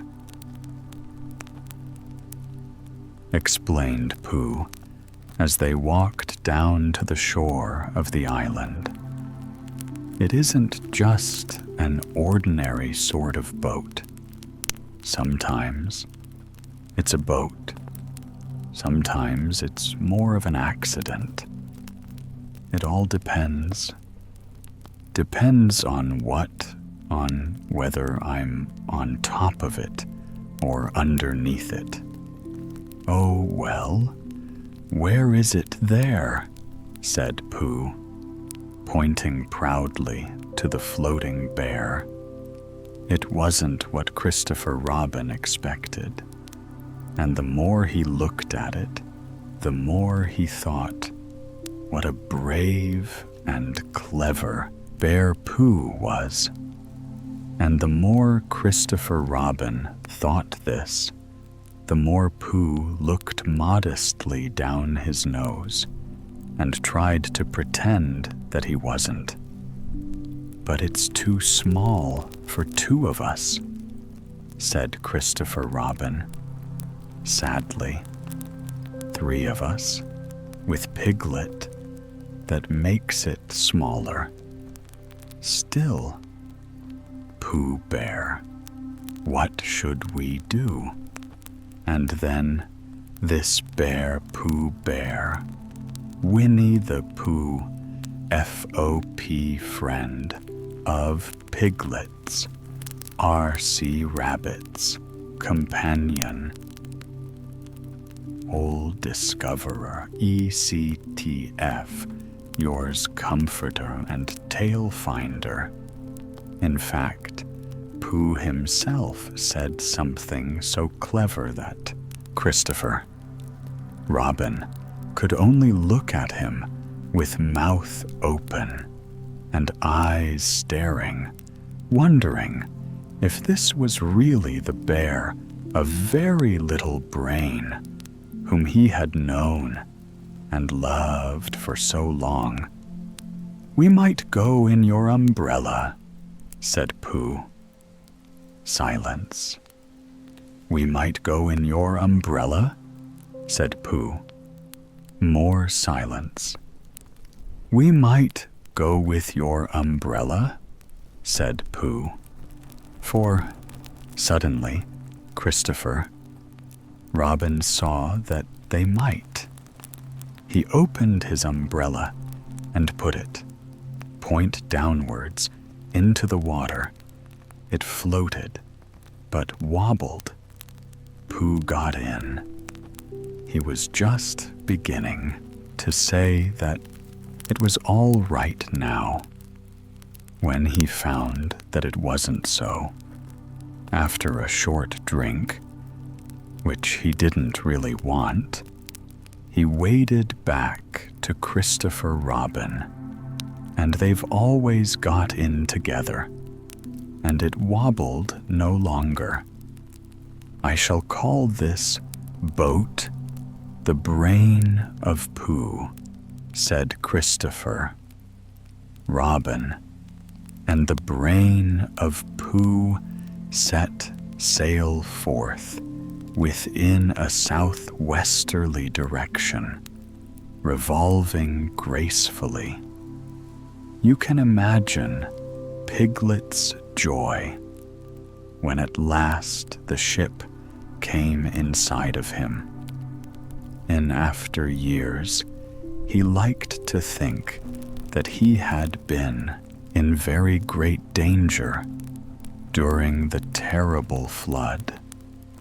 But the only danger he had really been in was in the last half hour of his imprisonment, when Al, who had just flown up, sat on a branch of his tree to comfort him and told him a very long story about an aunt who had once laid a seagull's egg by mistake. The story went on and on, rather like this sentence, until Piglet, who was listening out of his window without much hope, went to sleep quietly and naturally, slipping slowly out of the window towards the water until he was only hanging on by his toes, at which moment, luckily, a sudden loud squawk from Al, which was really part of the story, being what his aunt said, woke Piglet up and just gave him time to jerk himself back into safety and say, "How interesting, did she?"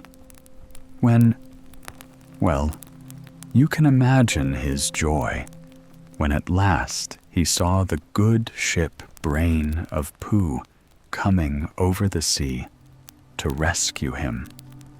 Christopher Robin and Pooh again. And that is really the end of the story.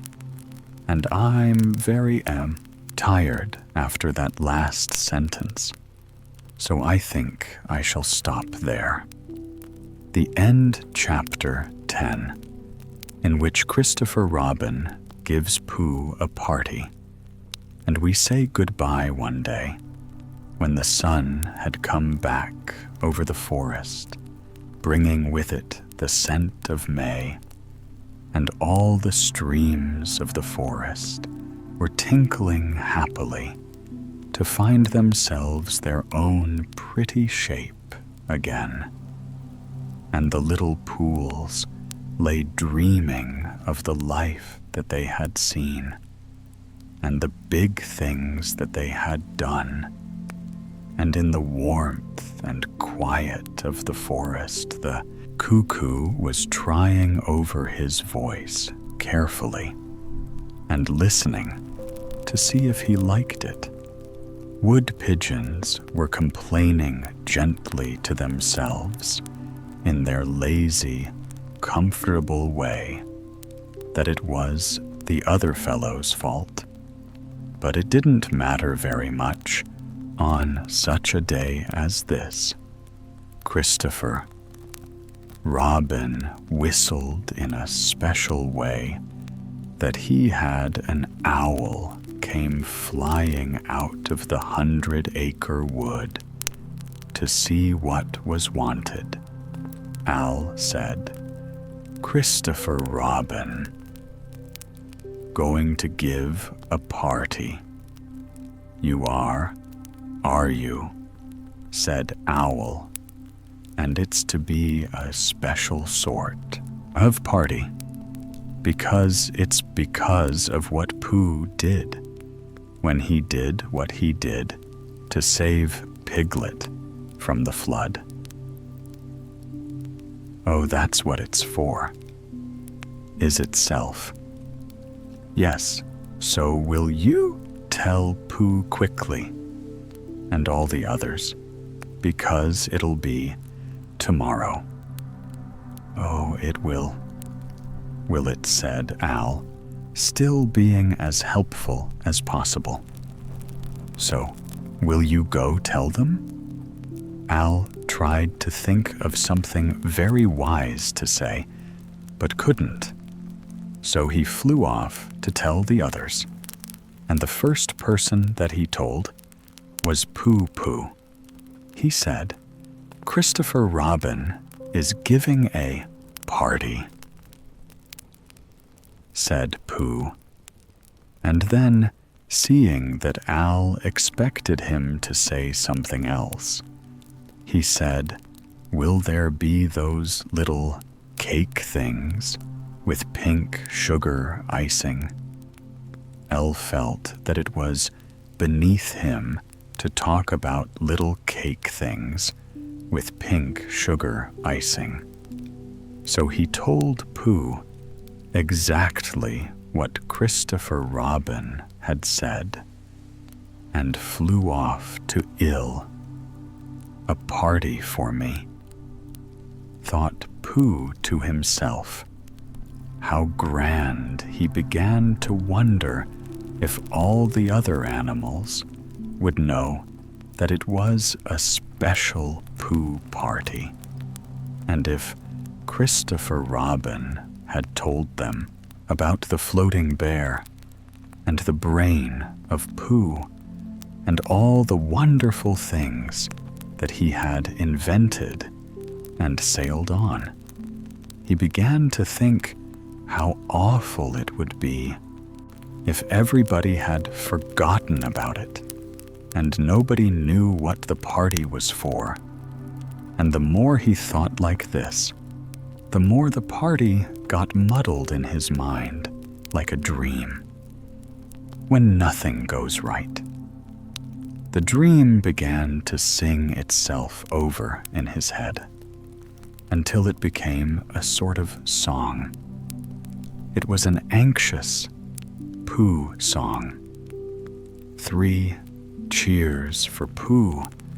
For who? For Pooh. Why? What did he do?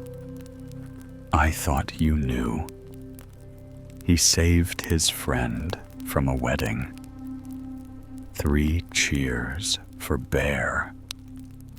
For where? For Bear. He couldn't swim, but he rescued him. He rescued who? Listen, I am talking of Pooh. Of who of Pooh? I'm sorry. I keep forgetting. While Pooh was a bear of enormous brain. Just say it again. Of enormous brain. Of enormous. What? Well, he ate a lot. And I don't know if he could swim or not, but he managed to float on a sort of boat, on a sort of what? Well, a sort of pot. So now let's give him 3 hearty cheers. So now let's give him 3 hearty witches, and hope you'll be back with us for years and years, and grow in health and wisdom and riches. 3 cheers for Pooh. For who? For Pooh. 3 cheers for Bear. For where? For Bear. 3 chairs for the wonderful Winnie the Pooh. Just tell me, somebody, what did he do while this was going on inside him? Al was talking to Eeyore. Eeyore, said Al. Christopher, Robin is giving a party. Very interesting, said Eeyore. I suppose they will be sending me down the odd bits which got trodden on kind and thoughtful. Not at all. Don't mention it. There's an invitation for you. What's that? Like an invitation? Yes, I heard you. Who dropped it? This isn't anything to eat. It's asking you to the party tomorrow. Eeyore shook his head slowly. You mean Piglet, the little fellow with the excited ears? That's Piglet. I'll tell him. No, no, said I'll getting quite fussy. It's you? Are you sure? Of course. I'm sure, Christopher. Robin said all of them tell. All of them. All of them. Except Eeyore. All of them, said Al sulkily. Said E. Oh, a mistake, no doubt. But still, I shall come. Don't blame me if it rains. But it didn't rain. Christopher Robin had made a long table out of some long pieces of wood, and they all sat around it. Christopher Robin sat at one end, and Pooh sat at the other. And between them, on one side, were Al and Eeyore and Piglet, and between them, on the other side, were Rabbit and Roo and Kanga, all the rabbits, friends and relations, spread themselves about on the grass and waited hopefully in case anybody spoke to them, or dropped anything, or asked them the time. It was the first party to which Rue had ever been, and he was very excited. As soon as ever they had sat down, he began to talk.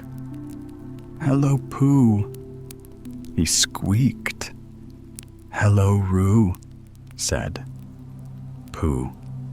Rue jumped up and down in his seat for a little while, and then began again. "Hello, Piglet," he squeaked. Piglet waved a paw at him, being too busy to say anything. "Hello," Eel said. Rue Eeyore nodded gloomily at him. "It will rain soon. You see if it doesn't," he said. Rue looked to see if it didn't, and it didn't. So he said, "Hello, Al," and Al said, "Hello, my little fellow," in a kindly way. I went on, telling Christopher Robin about an accident which had nearly happened to a friend of his, whom Christopher Robin didn't know. Kanga said to drink up your milk first. "Dear, talk afterwards, so." Rue, who was drinking his milk, tried to say that he could do both at once and had to be patted on the back, and dried for quite a long time afterwards, when they had all eaten nearly enough. Christopher Robin banged on the table with his spoon, and everybody stopped talking and was very silent, except Rue, who was just finishing a loud attack of the hiccups and trying to look as if it was one of Rabbit's relations. This party said, "Christopher, Robin is a party because of what someone did, and we all know who it was, and it's his party because of what he did. I've got a present for him, and here it is." Then he felt about a little and whispered, "Where is it?" While he was looking, Eeyore coughed in an impressive way and began to speak. "Friends," he said, including Ottomans, "it is a great pleasure, or perhaps I had better say, it has been a pleasure so far to see you at my party. What I did was nothing. Any of you except Rabbit, the Now, and Kanga would have done the same. Oh, and Pooh, my remarks do not, of course, apply a Piglet and Rue, because they are too small. Any of you would have done the same, but it just happened to be me. It was not. I need hardly say, with an idea of getting what Christopher Robin is looking for. Now, he put his front leg to his mouth and said in a loud whisper, "Try under the table that I did what I did. But because I feel that we should all do what we can to help, I feel that we should all," said Rue. "Accidentally rude, Ear," said Kanga approachfully. "Was it me?" asked Drew, a little surprise. "What's he all talking about?" Piglet whispered to Pooh. "I don't know," said Pooh, rather dolefully. "It was your party, what it was once. But I suppose it isn't much sooner." "It was yours than yours," said Piglet. "So would I," said Pooh. Said Roo. "Again, as I was saying," said Eeyore loudly. "And Stanley, as I was saying, when I was interrupted by various loud sounds, I feel that here it is, pride. Christopher, Robin, excitedly pass it down to silly old Pooh. It's for Pooh, said E. "Oh, of course, it is the best bear in all the world. I might have known City. Or after all, one can't complain. I have my friends. Somebody spoke to me only yesterday. And was it last week, or the week before, that rabbit bumped into me and said, 'Bother, the social round, always something going on.' Nobody was listening, for they were all saying, 'Open it.' Pooh, what was it? Pooh, I know what it is. No, you don't. And other helpful remarks of this sort.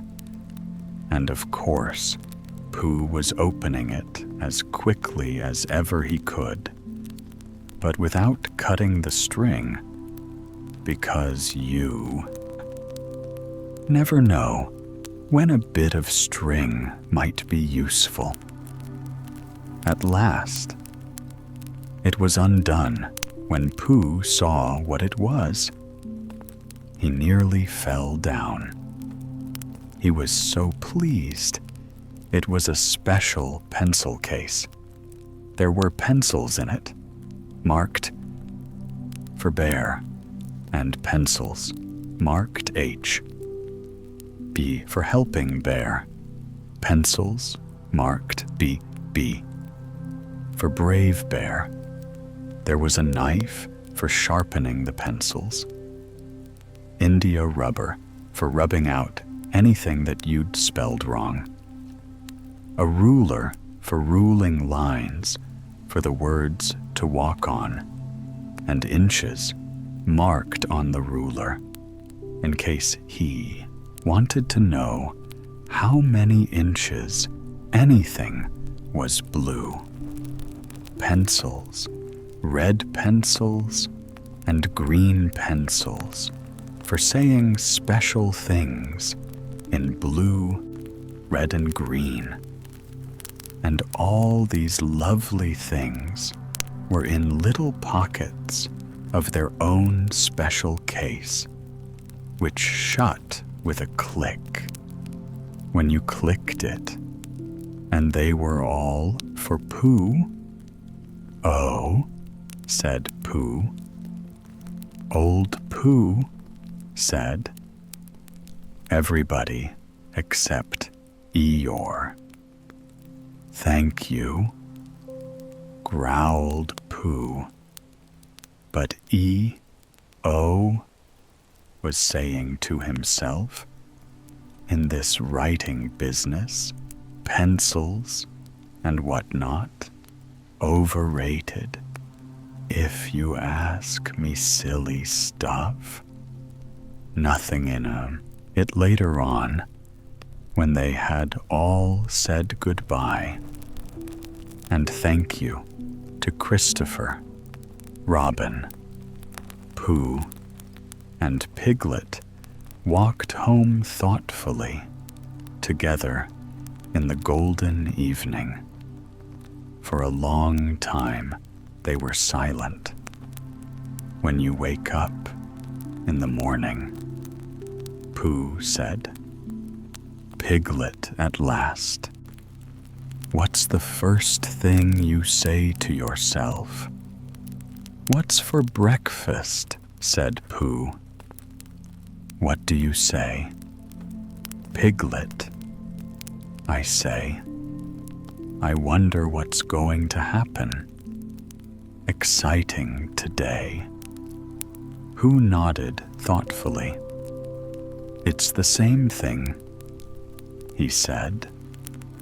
"And what did happen?" asked Christopher Robin. "When next morning?" "I don't know. Could you think and tell me and Pooh? Sometime if you wanted it very much." "Who does?" said Christopher Robin. He gave a deep sigh, picked his bear up by the leg, and walks off to the door, trailing Winnie the Pooh behind him.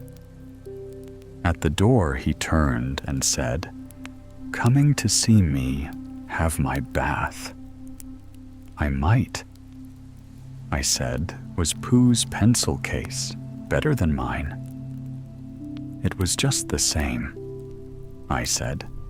He nodded and went out, and in a moment I heard Winnie the Pooh bump going up the stairs behind him. The end. And that is where we close the book tonight on this episode of Down to Sleep, on this special full audiobook of Winnie the Pooh. Another book finished for the podcast, and here for you to have an extra long episode to listen to help you relax and get down to sleep. I hope that you've enjoyed this book. I have loved reading it to you. Hopefully, we can find some more Winnie the Pooh adventures to go on in the future, as well as all of the other wonderful books and stories that are waiting for us to read together. Thank you so much for joining me. Thank you for your continued support, and I will see you next time on Down to Sleep. Until then, good night. Thank you. Foreign.